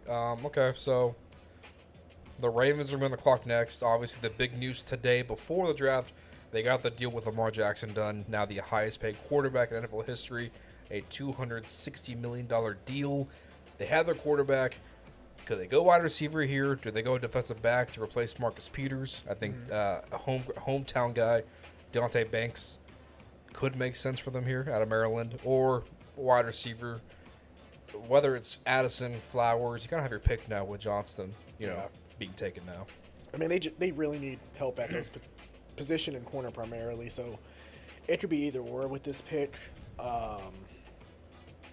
I do like Deontay Banks out of Maryland. He's the guy that's risen up a lot of draft boards. But Zay Flowers could be intriguing, especially pairing him next to Odell with Rashad Bateman. I'll go with Zay Flowers. You think Zay Flowers could be the Yeah. pick? As far as Lamar Jackson and his deal, like, yeah, it would never got done without Jalen Hurts. Yeah. If he never had the layout with Jalen Hurts' deal, which shout out to Jalen Hurts and his whole team, his whole management team, his agent. So amazing work by them. But yeah, I'm gonna go with Zay Flowers. That's my pick. Now, what do you think, Mackay? I think here you go Jordan Addison. I think Jordan Addison, polished route runner, production the past 2 years. Almost won a Blitnikoff at Pittsburgh the year before. I think you bring him in. You have Rashad, you have Odell. I think, well, healthy Odell, hopefully. All three of those guys can honestly, they're interchangeable as far as you can move them around the formation, which Baltimore is heavy on the motions, moving guys into the slot, having them have a running start into their routes. And I think all three of those guys are well suited for that, and they're all pretty dynamic. So Yeah. I think it adds a lot of interchangeability to that offense. They Right. try to they try to be unpredictable. So, but again, Zay Flowers, that was my receiver 2. I'll say 2 because I love Jackson Smith and Jigba. Yeah. So much speculation on what the Real quick, let's get a Javante Watch alert. Somebody got the Hawks Celtics score. that got showed up today. That's what we're calling it now. Javante Watch. We need that. We need that Celtics Hawks score. Oh shit, they're pulling away. Boston 121, Hawks 113. Yeah. Minute 57 left. Darn. He lives to fight another day. It looks like, unfortunately. Hey, nah, not yet. Couple Trae Young threes. We right back in. Like we're all just solely on the Hawks tonight. Javante's the last one among us that has a team in the playoffs. We just like to give him hell. DeJounte needed his ass beat. 4 for 12 in a winner go home game at home. That was after he got suspended the last game. Yeah. Maybe that's why they won. Yep. Sweet Jesus. Maybe that's why they won the last game. I mean, Trey's no help. Trey's 9 for 27. Gee. Trey's a volume shooter. It's who he is. Yeah. Shoot. Okay, so Baltimore, obviously, they signed Odell Beckham in the offseason. That coin is possible. Oh, 121 to 116. If the pick today. DeJounte Murray, you just called him out. Made a 27-foot three-point. Ah, damn. Marcus Smart just followed that up with three-pointer. 124. Flower Mound Zone. That shit's cooked. They lost. It's okay. They gave it a run for their money. If you're Baltimore, Joey Porter. How do you feel about that? Going to the rival. Yeah, that's a way to piss off some Pittsburgh fans. Go to the rival team. Yeah, he's still on the board. Or could we see? No, they just had Kyle Hamilton last year. They don't need a safety. Which is, I think, where he does most of his work is inside the. So yeah, I think it's gonna have to be wide receiver or corner here for the Ravens, and then we get to Minnesota. If it's corner, I think Deontay Banks for sure. Yeah. Then we get to Minnesota, and that's interesting. Because we have to assume that's going to be the last place Will Levis could go in the first round, right?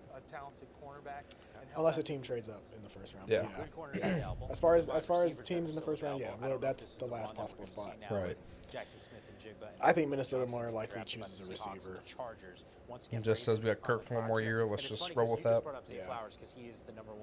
Go with whoever Baltimore doesn't select. Right. Okay.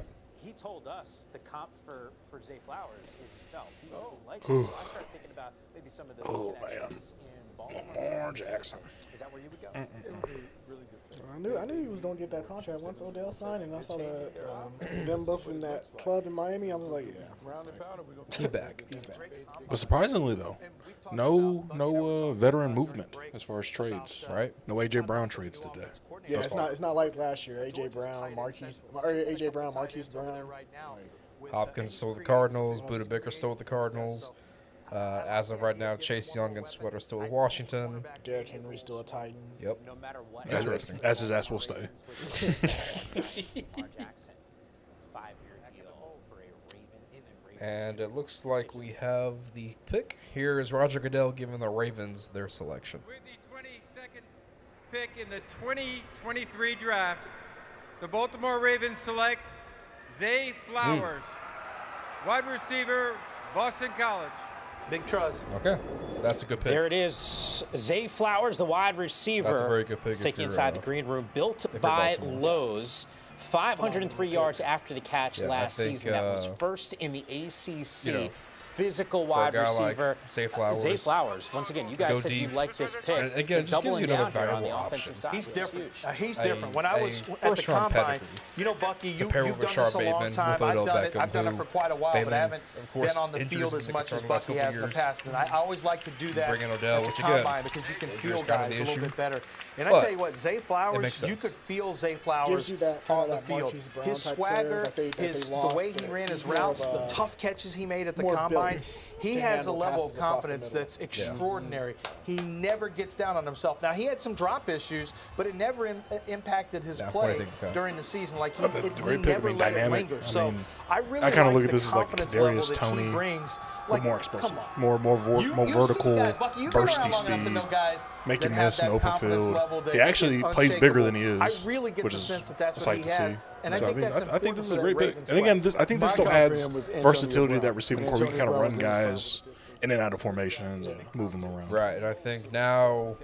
And now we look at the crazy thing because we always thought of Baltimore's group of pass catchers as a weakness. Now you look at it with Odell, with Rashad Bateman, Zay Flowers, Mark Andrews, Isaiah Likely, Devin Duvernay. Like that's now like a solid group. A great core.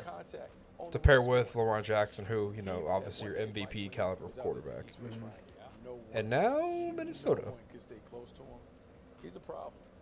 I mean, secondary is a need for this team. Joey Porter, Deontay Banks make a lot of sense. They signed Byron Murphy, but obviously they lost Patrick Peterson, and they kind of just the secondary has been aging. Maybe we see the safety go off the board to a Branch with Harrison Smith. He reworked his deal this year to stay for one more year. But maybe they kind of look for a replacement at the safety position with Brian Branch from Alabama. That could make sense. Or I think corner with whether it's Flowers or I'm sorry, Porter or Banks. I think Minnesota might go receiver here. I think there's another receiver. I think Jordan Addison out of USC. They lost Thielen. I mean, there's people who say that KJ Osborne is going to step into that number 2 role. I still see him being that number 3 as a number 3 receiver. So I would put my money on Addison. Like Makai said, he's very talented. Biletnikoff winner a year ago. Play inside and out. Great route runner. Kind of reminds me of Calvin Ridley. So that would be my pick if I'm Minnesota. I dig it. Vikings are on the clock right now. I'm just kind of thinking out loud here. The Vikings were linked to maybe taking. It's just again, like I know we've kind of been touching on it like here and there, every probably about 4 or 5 picks, but man. Will Levis, man, he's really gonna mess around and fall out the first. Bo Callahan, it's crazy. As well, I think you can make an argument. Maybe the Bills are also thinking about wide receiver. There's some GM, there's some owner that's just like the owner in draft day. We can still get Bo Callahan. Bo Callahan still available? Well, their corners are they really need. Yeah, look at best available: Joey Porter Jr., Dalton Kincaid, Nolan Smith, Michael Mayer, Deontay Banks, Miles Murphy, Jordan Addison, Will Levis, Drew Sanders, Brian Branch. Let's be honest, also, you don't have a chance of.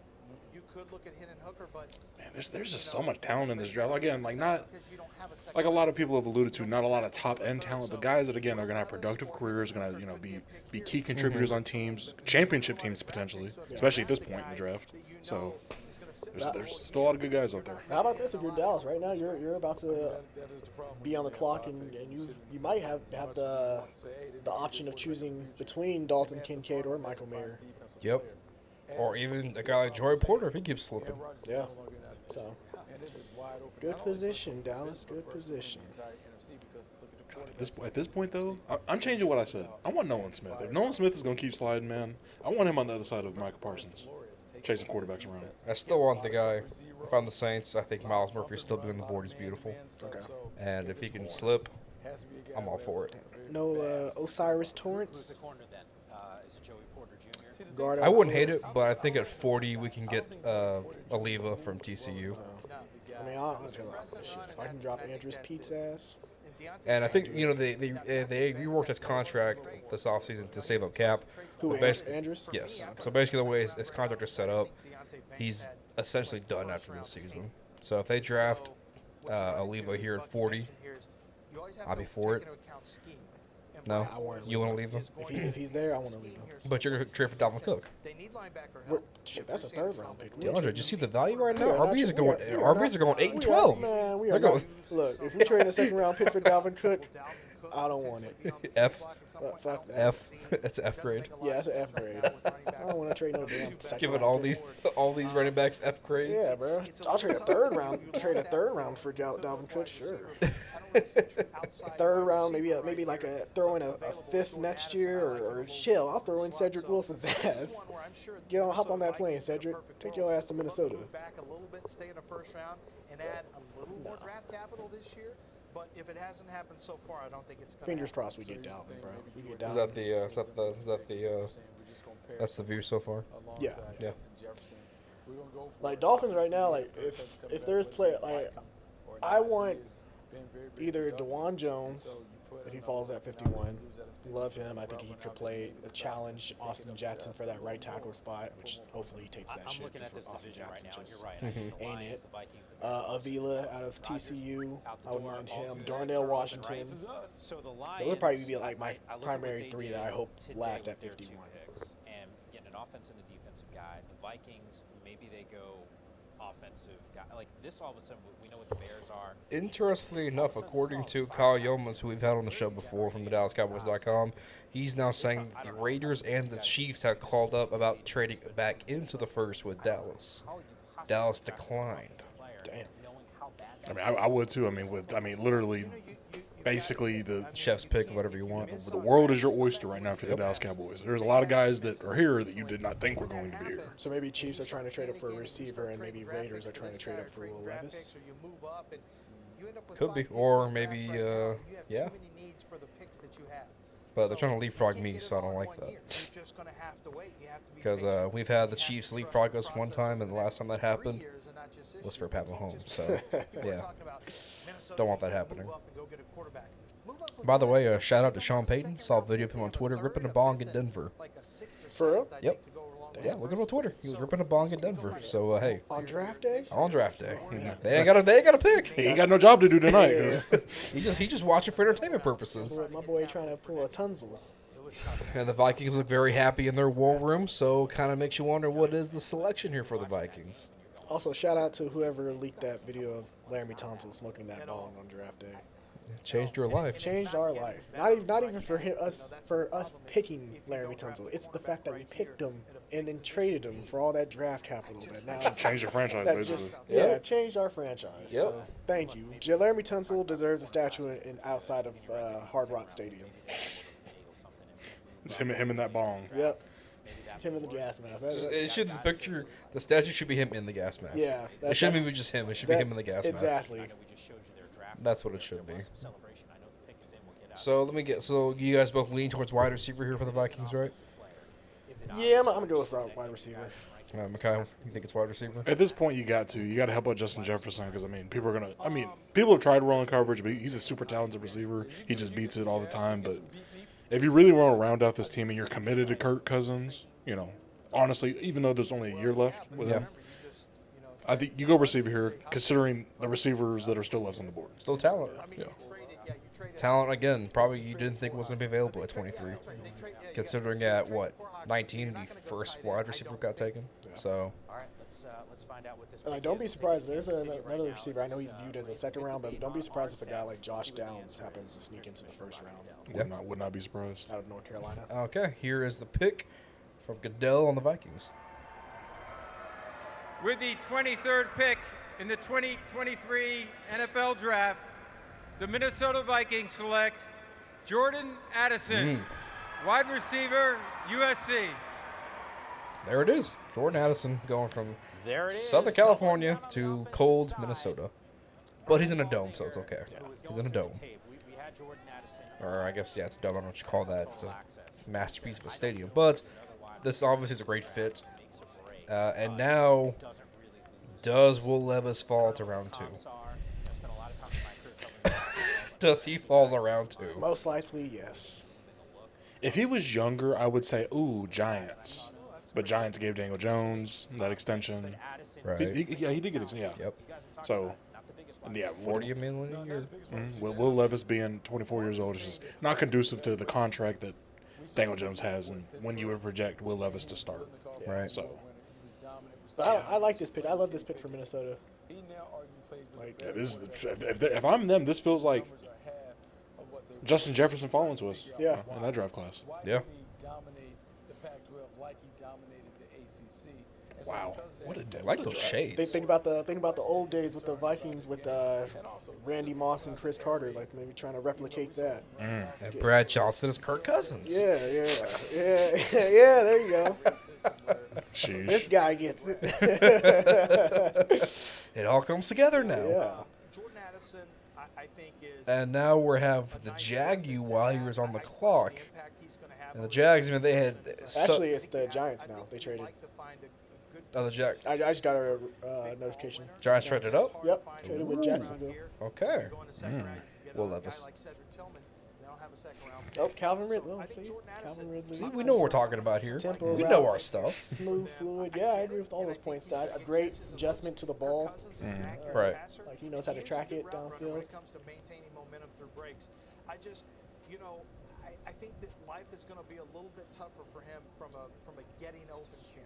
And honestly, a pick like this, it just opens up the game of KJ Osborne. Like a lot of Vikings fans, like, oh, well, he can be our number 2. Now he can stay in that 3, and now he's running underneath routes, JJ, and now Jordan Addison. Yeah, and just looking at Vikings and their head coach Kevin O'Connell, like comes from that Rams offense. Was the Rams offense coordinator. I think that's what they're trying to replicate is just more of that passing attack where, and that's why we're starting to see those rumors of Dalvin Cook potentially being traded or released, because you look at the Rams and their Super Bowl run, they didn't really need a dynamic running back. They had Cam Akers and Sony Michel, so I think the Vikings would be fine with Alexander Madison and potentially maybe drafting a running back late in this draft or in the middle rounds, and just going for more of that pass-happy attack to help Kirk Cousins. Right. So now the Giants traded up. Do we know what the comp was, DeAndre? Or do we not know yet? Not right now. Oh, by the way, Celtics won 128 to 120. GG Javante, I guess. Yeah. I guess. The Giants could have tight end come off the board here for the Giants. What'd you say? Could have tight end come off the board here for the Giants. I don't think so because you just traded for Darren Waller. You drafted Daniel Bellinger last year. Just massive ass. I just forgot. They traded for Darren Waller. You're right. It was like a trade that just kind of happened. It was like, oh, what the fuck? For a week. And it was like, okay. So is it wide receiver then? Because that was the buzz. The buzz was they want to get another wide receiver. That receiver room is the worst in the NFL. Yep. I think you go receiver, but it's like who? Is it Mingo? Mingo. There has been talks of him sneaking in the first. Yep. Is it Jalen Hyatt from Tennessee? Jalen Hyatt, Josh Downs. I think the Giants go corner here. You think so? Yeah, I think they go corner. I think maybe Joey Porter Jr. You think his slide ins here? You think? Yeah. So let me just ask you guys this: like, what do you think? I know we talked about it, but what, like, teams have passed on him. So, like, what do you think is the true reason for the slide on Joey Porter? Because this is a guy who was mocked in the top 11, 12 picks. I think it's a lot to just do this last couple of years. He was banged up a lot of lower body injuries, and then he's a little stiff in coverage. Like he's very physical. He can muff guys at the line and things like that. But like once plays kind of get extended, guys get away from him. He's a little stiff in coverage, especially trying to have that makeup speed. So I mean, he's an amazing player though, amazing talent when healthy. So I think the drop is deserved. I also think he's the best tackler corner in this draft as well. So I think he helps in that department. 100%. Again, he has the ability to, strong safety, a little free safety if you need him. So yeah, he's gonna be a Swiss Army knife for somebody. Yeah. I wouldn't mind Joey Porter Jr. if he falls to us. I think for sure he needs to be drafted to a team that runs that zone kind of scheme. Him and man coverage. Ugh. Yeah, no. Not a sight to see.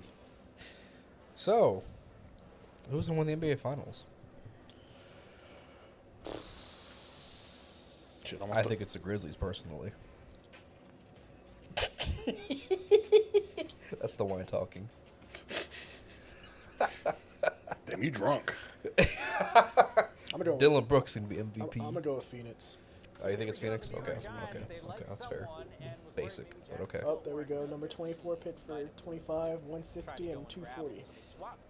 I think just one fun note about the playoffs are now in the West. It's fun to see like the old trinity of the three, being LeBron, Kevin Durant, and Curry, are vying for that conference game. That's gonna be fun to watch between those three teams. You know, and I can finally say that I think Denver might actually compete for the Western Conference. You think so? This year. Yeah, finally, because I needed to see Jamal Murray come back, and I think that was close last game, Game 5.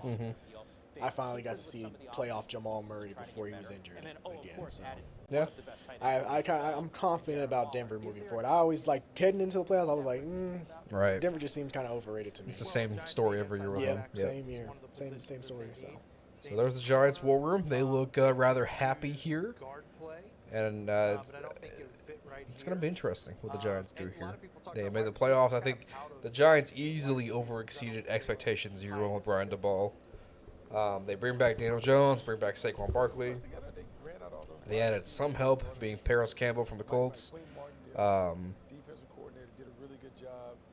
Yeah, I can't think of the other receivers they added. I think Paris Campbell was the only addition. Okay. Yeah. Okay then. So, Oh, Jamison Crowder. Yeah. Yeah. Okay. Right. So they had a couple slot guys.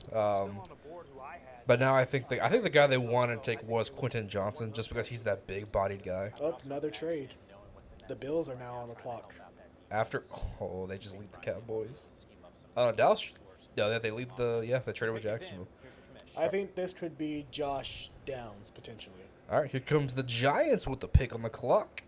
Let's see what they do here. Oh no, Buffalo traded in front of Jackson. Jaguars have traded the 24th pick to the New York Giants. With the 24th pick in the 2023 NFL Draft, the New York Giants select Deontay Banks, defensive back, Maryland. So the Bills. Okay, snap reaction. Okay. You're the Giants fan here. What do you think? I love it. I think one of the biggest issues that this team had was This is a very good in the pick for the secondary. Giants You right here. chronicled some Yeah, of the can't argue that issues pick. they It's a really had good, without solid having pick. Jordan Love now. To me, this makes a whole lot of sense in a big way. And I think what's really fascinating in Lance, I was looking at some of your player rankings. I think You if had you're him the as Giants third here, you just got a corner very on good the board. corner who, He has again, you been probably didn't think wasn't going to be rising available over at these last 24. few weeks. You've Definitely now one of those netted guys him that I think at shifted 24 really by well giving for up this team's just a defense. fourth-round pick to get up. So this is a solid move for the Giants. Speed, Like explosiveness great numbers. speed. Like I think he could over play 40-inch man or vertical, zone. Right. tremendous broad jump, ran versatile. in a sub 4.40. You see, he's I like got it. the height that you love. Look at that press. I Yep. mean, Coverage right there. Yeah, you better be able to get off press against Deontay Banks, because if you can't, he is going That's to be a against problem. It's a long Julian day for Fleming, you. Ohio State And receiver. Wink Martindale wants to put those guys on the island. He's not going to give them help. He Don't wants hate guys that pick. I can love that stand pick for the alone Giants. in coverage. Deontay Banks can do that. And when you watch the tape, you became more excited And the about him. Bills, time after time after time. because give you're talking up about a 27 height, weight, and, speed athlete who has also shown I'm sorry, they intriguing jumped from stuff 27 to as a 25 by prospect giving up on pick the edge. 130. Not a finished product. Look at that But speed, man, 4.35. that combination of size. In a speed, division where you have fine. CeeDee Lamb, Terry Yeah, McLaurin, Wink Martindale. AJ Jerome Brown, Henderson. Devontae Yeah, Smith, an you got to have opportunity speed to keep work up with and these do wide stuff with him. receivers. And remember, you have a Dory Darren Jackson Waller, still out Paris there. Campbell, So some of the the other new corner additions. positions. Waller, So obviously the Yep. biggest one. I'm just I like wondering it. from an offensive Agreed. I like standpoint. it. This is So, great. DeAndre, what do you think There Buffalo's doing wasn't here much now, of a then? vertical game. I'm wondering if this is What great. is- You know what we've is addressed Buffalo that. doing There here? were some glaring needs, and They this trade was- up. we didn't really have much of a choice, considering the I wide know a lot of receivers that mock were drafts off had the them board. choosing I a mean, running the draft, back, obviously. we're inside of Gibbs first-round and bubble. Robinson are off the Lots board of already. rounds. There's lots of Um, different players and lots of rounds. So really, go take the best available at a position of need, and that's what they did here. They can go look. I at kind of wide thought had receiver a little Buffalo bit later. sat still To your at 20. Where so were a they couple at? picks left 20. here. Buffalo now on the clock here in 27. round 27. I number thought one. had We they said some of sat the at trades, some of 27, I things thought that the have pick gone would have down with been these flip-flops Drew with these Sanders, picks, but because they that's lost what we're Tremaine looking at. Evans. Four, I thought that would have been the Bills, move to replace that Cowboys, athletic Jags, linebacker. who I But know you know very I well, feel like to and the jump Cincinnati Dallas, Bengals. and I don't think Four Dallas NFL draft necessarily was in the market for Sanders. I don't know. I mean, you could surprise with another tight end, go with two tight end formation with Dawson Knox, Dawson yeah, Knox you could. and Michael Mayer or Washington, either one, or Kincaid.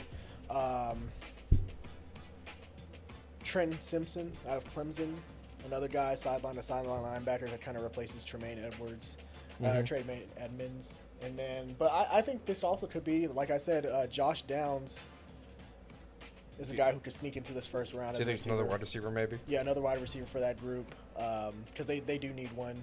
I think they got Gabriel Davis, Stephon Diggs, Cole Beasley is still a free agent. You didn't bring him back.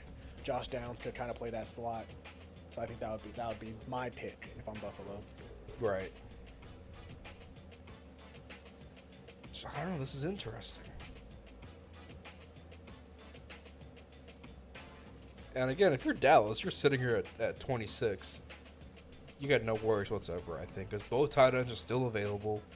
If you wanted to go with defensive tackle, I think Nazi Smith from Michigan will still be there. If you want to get him, that's kind of a reach. But at this point, all late first are kind of reaches, in my opinion. Yeah. Joey Porter Jr., that could be a guy. If you want to sit him behind and learn from Stephon Gilmore for a year, that makes sense. Are you talking about Dallas? Yeah. Yeah, Dallas has the cream of the crop here, no matter what Buffalo does, I think. Oh, facts. Like Dallas, you're either going to get Dalton Kincaid. I think I'm pretty sure Jerry Jones loves Michael Mayer. I think he's fascinated by him. I think he sees a lot of Jason Witten. He's Baby Jay Witt, yeah. Yeah, like Baby Jason Witten. So Baby Jay Witt. I think Michael Mayer is going to be the pick if he's available to Dallas. All right, interesting. So what? But maybe Buffalo's choosing Michael Mayer. Maybe. Because, again, they jumped right in front of Dallas. A lot of people speculated that Dallas was going to select Michael Mayer. Right. This could be it right here. I don't know. We got about 30 seconds before they come back on. So we will wait and see what Buffalo does here. I think no matter what, though, Buffalo's on a Buffalo. They're going to be draft picks don't matter to the Bills right now. They're in that window where they can compete for a Super Bowl in the AFC.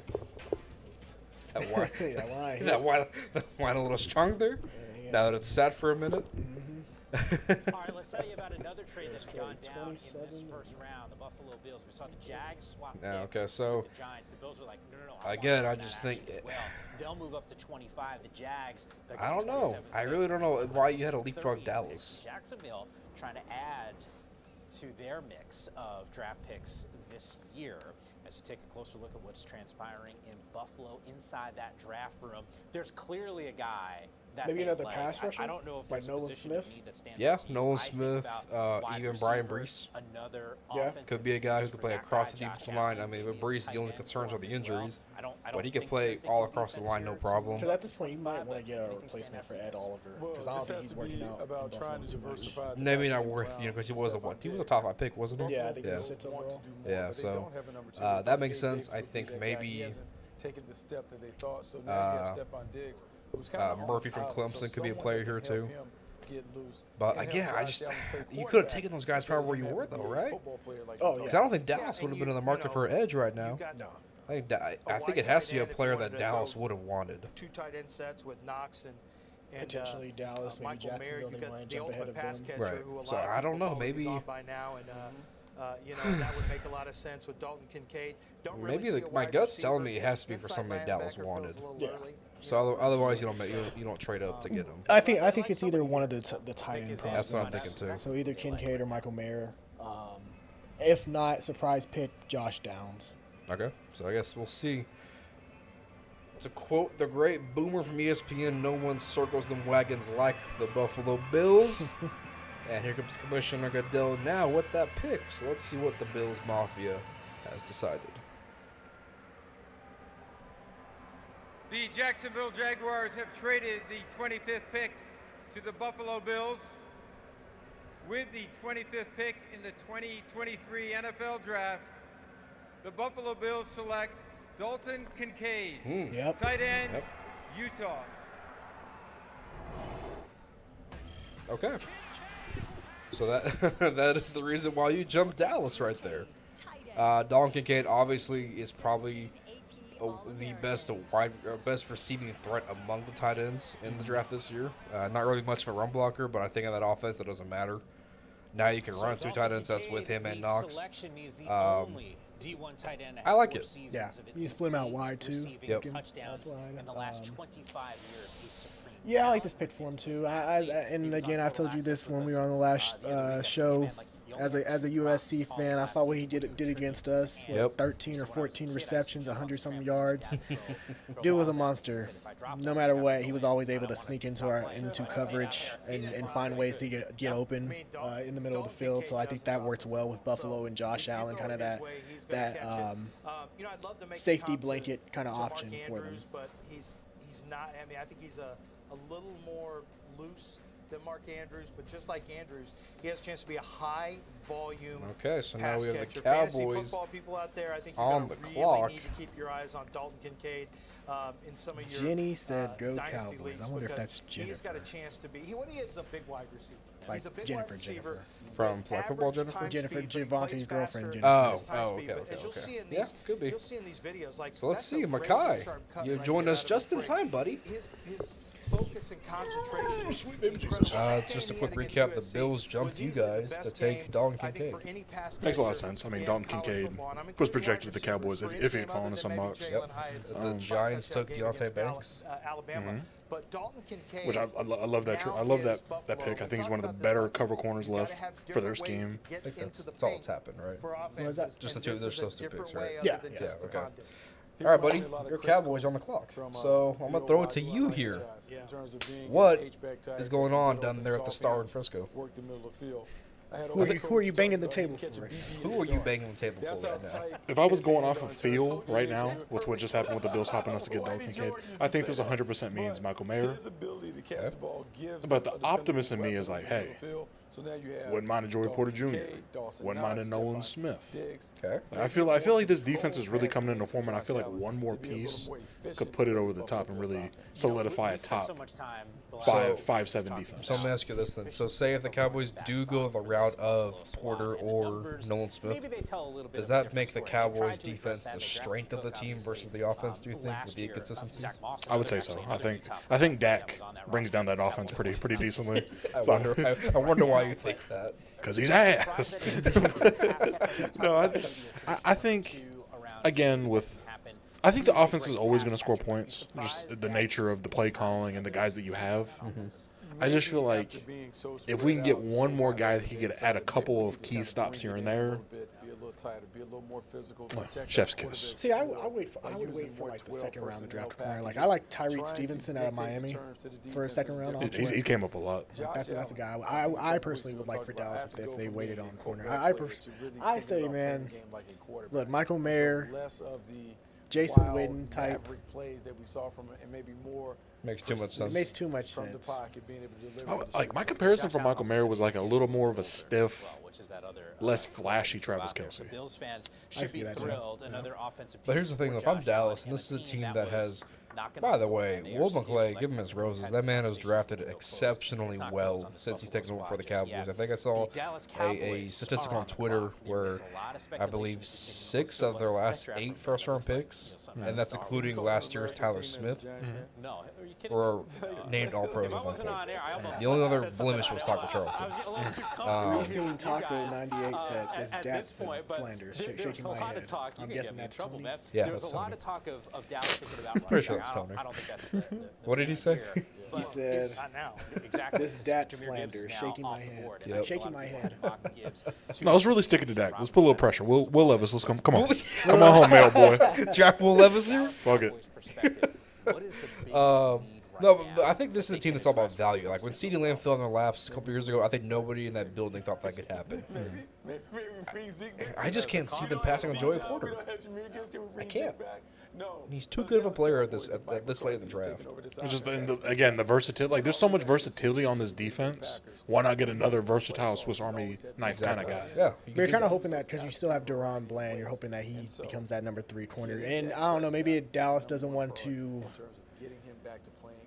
admit that they failed with Kelvin Joseph. Yeah, they failed. Oh, we fucked that up. He did what did they the- said he did. Wink, Yeah. wink. He did that crime. I think Jerry's pride would not, or Jerry and Steven's pride would stray them away from picking a corner Yeah, here. you going to slender Jerry every opportunity you can, can't you? They're happy though. Yeah, most times. James Okay, then. So they're shaking the hands in the war room at Frisco. I'm telling you, bro, they happy for Michael Mayer. That's the pick. Okay, so Makai, give me real quick. Who do you want them to pick, and who do you think they're celebrating right now? I want Nolan Smith. I think they win Michael Mayer just because. Again, I feel like the two tight ends we have on the roster as of right now could do the job in the offense. Because it's like, with all the receivers you have, you don't need an elite tight end. You just need a guy. You need guys that understand conceptually that, hey, there's going to be open space in the middle of the field, probably about 8 to 10 yards deep. And that's what Schultz did. Exactly. Sit down in space, make yourself big, present yourself, flash your numbers at Dak. He'll hit you. It's going to be a little high because he's inaccurate as hell. Get your hands on it, go down, first down. Hey, That's all you got to do. For our Cowboys guys in the chat, who do you think Dallas is going to select? Let us know down below. Yeah, let us know who you want the Cowboys to take here. I think it's got to be Joey Porter. I don't think they let that pass. I think the value's too good. Imagine they say fuck it and they take Mingo. Take Mingo. If they take Mingo, I'm walking out. I'm going home. What if they take you on Will Levis? The heat on deck? Jokingly, yes. Jokingly, yes. Jokingly. Yes. Damn, Will Levis really about to fall out of the first round. That's crazy. That's nuts, man. Having him kind of be like a little Michael Parsons light. Oh yeah, him and Parsons rushing, but Like, this shit seems worse than Malik Willis last year. Yeah, I mean, but I would agree. I would agree. Man, free Malik, man. Because at least Malik, I saw a bunch of mock drafts where like he was mid-round pick, mid-first round pick and everything. Look, we saw the draft room, and This it man looked was like top Jerry Jones and 5 company, they were cheering. projected. I was Top 5 projected. Some even said he could be QB number 2 off the board. Yes. Sitting here. All right. The stage is on. And let's see what the Cowboys have done here.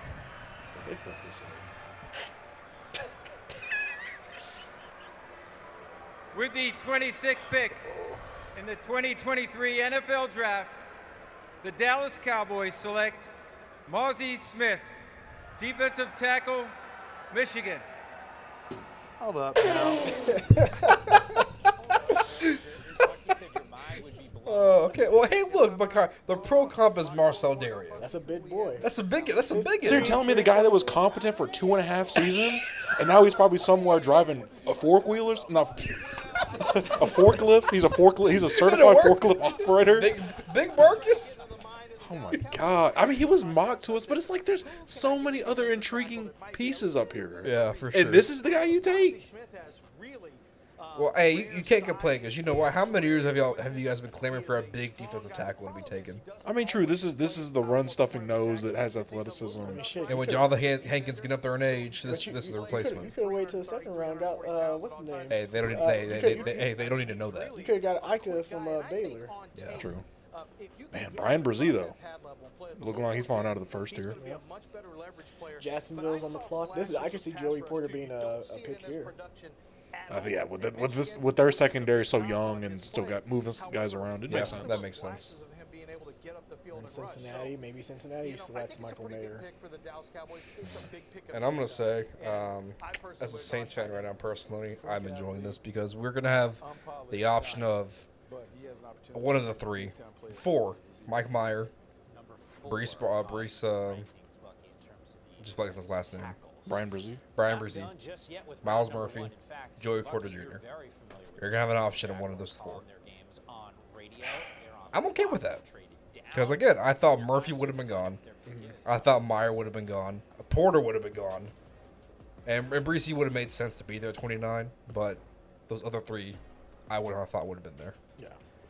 So Makai, give us your opinion. I mean, how it would grade the grade the pick. It's hard for me because I like the guys we have in the room. I just feel like they're not given ample opportunity to really develop their game. I feel like it's just kind of constantly turning the page like, oh, we need to get better, bigger, faster, stronger. I think Osai Digizua, I really like his game, just kind of health and inconsistency here and there. Mm-hmm. And then, of course, Neville Gallimore, who's kind of struggled with injuries. I didn't feel like nose here. Well, not nose. Well, he's a nose. He plays nose. I just don't feel like that was a pressing need.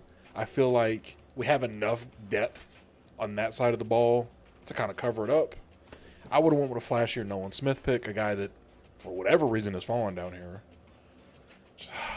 Man, him and Micah would have been tormenting people. Oh, pain, but it's okay. Hey, this is good for Miami. It's a good pick. It's a need for you guys. At least I'm not the Raiders.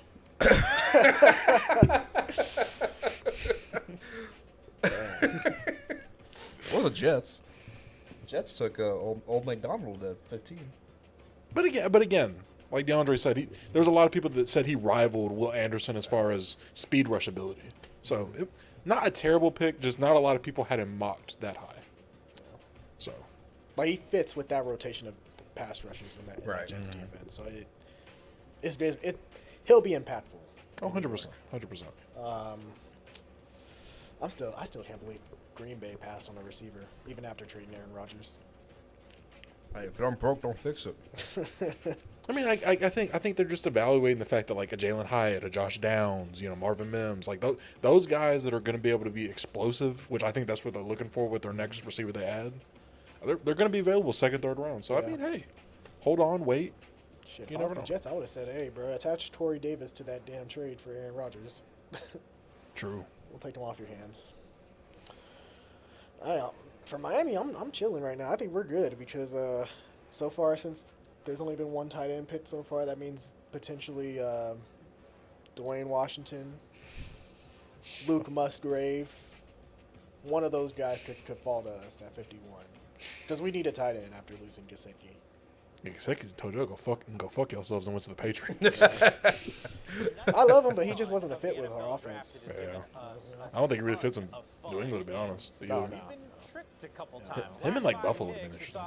Yeah. At the wide receiver spot, Zay Flowers, God damn it. They basically got Buffalo got their Gesicki with Dalton Kincaid. It's not just two wide receivers that make it a run. Actually, before Zay I know. Flowers I could just feel that Steven had his fingertips on this pick. I just them grubby ass, greasy ass fingers. I just know it. once again, the Dallas By the way, what y'all think about that damn YouTube Sunday ticket shit? So what I don't get is, well, okay, here's my thing. So, Jags are on the clock. have y'all had the Sunday ticket? Huge Yeah. turnaround from a season So, ago. the last like 2 years, it was so bad because it would like drop every 30 minutes. It would like go down. So, there's the thing. So YouTube, sure, it's a little more expensive, but it's gonna be good. It will at least be that. I can watch my games fully without having to worry about it crashing for an hour. Yeah. Or taking like 30 minutes to buffer a game. Like YouTube is going to make sure they paid all this money, they invested it into the product. It's going to be a good product. Sure, I'm going to pay a little more for it, but at the end, it's what I got to do. It's America. Yeah. I saw that shit, man. I was like, God damn, bro. Like, I might as well just buy a ticket to the damn game. Hey, you want to split? Y'all trying to split an account? Shit. Being without Actually, really only me and DeAndre need it. Makai, you got all your games the local. way that you might have Yeah, to no, right? approach the True. draft. And so you have Loki, Trevor hey, Lawrence, I'm still use my damn dynamic UNT student ID. receiver core, Give me that student but then you don't know discount. if Oh, If they God. offer it. Shit. So I might just re-enroll just to get that shit. and maybe you have to look at the offensive tackle Man. class as opposed to maybe a nickel corner like we expected. There is. If So we the had my big Jaguars, board, they're on the I'd be clock able to now after show you, after trading there's back with only the one tackle. Giants. There's only one tackle that I have that could go in the first What are we round, thinking here? and I I got think him late in is the first Porter round the at pick here to Sam mix with that Harrison. secondary? That's the last guy left. I can see another receiver. I feel like a Jalen Hyatt, a guy that can really take the top off the defense, could be interesting. I'm gonna settle a corner here. In the 2023 Here's NFL the Draft, Jaguars pick. the Jacksonville Jaguars select Anton Harrison. Tackle. Okay. No, Well, lost the tackle with Jawan Taylor going to the Chiefs. Cam Cam Robinson suspended. Yep. Okay, you guys called it. Okay. Things that have Got the second best pass blocking tackle in the draft. So, hey. Yeah, Not mad at it. No, I don't hate that. Hey. Now there's gonna be that question when Cam Robinson returns. Do you kick him inside to guard or Not necessarily the Because who would their other tackle be? Walker Little? tools are there. Oh, okay, that's right. Okay. Man, he's very much still waiting to be seen if he can still play football at a decently high level. Yeah. They have the balance and body control. Okay, Makai, so this is your guy. You're an Oklahoma fan. Tell us all about him. Is this a good pick for the Jaguars? Oh, it's perfect. I mean, they're pass heavy offense with Trevor Lawrence. You know, they bring in Calvin Ridley. You know, bring back Evan Ingram. Like on paper, they air it out more. So why not go get a tackle that legit hasn't given up a sack in 2.5 seasons? So this is perfect. And I love to see a Sooner go in the first round. We move. We had a lot more going in the first round today, too. Yeah, go fuck yourself. Shouldn't have happened. Yeah, but you did not go in the first? And Aggie. I like that. I like the way you think. Today's a good day, brother. We all win. We move. But you know what doesn't move? Jimbo Fisher.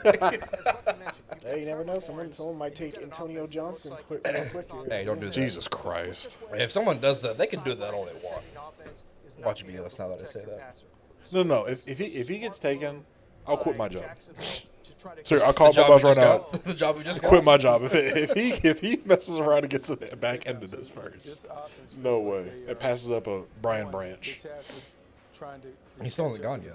Still sitting there chilling. Yep. So the Bengals are on the clock now. The Bengals are interesting because I think they can go almost any direction. I think they're a good enough team to where they can go wherever they want with this. I think ideally the perfect pick would have been Jahmyr Gibbs, considering they're a pass-happy offense. There's questions about Joe Mixon long term, so I think Gibbs would have made perfect sense. But the Lions said, nah, we're going to change that up.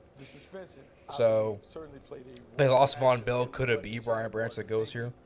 And they lost Jesse Bates, too. So it could it be back-to-back years where they take a safety that took, who was it, Dax Hill, last year from Michigan. Now do they double dip and go with Branch from Alabama? Where do you think They double dip at tight end. I think they could have gone. They signed Irv Smith. Do you take Mike Meyer? Mike Meyer, Dwayne Washington, one of those guys. Do you take, they signed Orlando Brown in their offseason. Do they maybe take Osiris Torrance, play him at guard? And then, boom, you have a fully revamped new offensive line. It's ready to go for the foreseeable future, too. Right. Ooh. Yeah, because then you could have Orlando at left tackle, Lyle at right tackle, or Jonah, depending who stays and who goes. You have last year's pick, Voltstream, right? Wait, for which one? For the Bengals. Their guard. You talking about Jackson Carman? No, who's their right guard then? Because they got Kappa. And, Okay, yeah, all right. Kappa, Ted Karras at Karras, center. yeah. So, we will see. Here come the Bengals on the clock.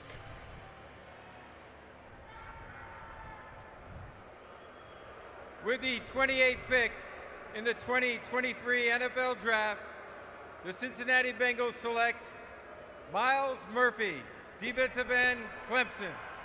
Damn. You were joking while the commissioner that hurts. telling us Myles Murphy was the selection, the edge player out of Clemson, and it does make sense from a Cincinnati perspective. I think That all hurts. of us, just for fun, wanted to see. But Jahmyr that's Gibbs okay. in that Regardless, we Cincinnati move. uniform. Obviously, We it was move. happening Y'all still have just a myriad of guys that, again, nobody thought would be sitting here. Right. Brian Branch, Michael Meyer, Joey Porter Jr. I mean, I think he's a base For hit. me, I kind of It's don't interesting want to 'cause you got take Trey Brees Hendrickson and Sam Hubbard just right because out the there. value So that's it's still not here like with you the other don't three have some guys. players there. Like I would I love am- if they I took am Joey interested. I Porter, need to go take a especially look with at the Tyrann contract Matthew for getting up Sam there in Hubbard age. because Hubbard may be coming up. I don't know if they redid Hubbard. Can or not. Porter play They the have another nickel? contract that they He did. played a little bit Penn It's State. kind of We need a curious nickel move because we have the guys we do have, Long Lattimore, interior Alontae defensive Taylor, who tackle. took last year from And Tennessee, look, and I then think Paulson Myles and Murphy Debo can are strictly carry outside more weight. corners. He's tough and We need a physical, slot and guy. I'll be the first to tell And you, I again, thought he could have we played kind of five lost that games with in Chauncey 3-4 Gardner-Johnson, that defense. tweaker, He's that tough. safety and nickel I don't corner. know that they're looking at having him Joey add Porter, weight and play I through don't technique, hate that. so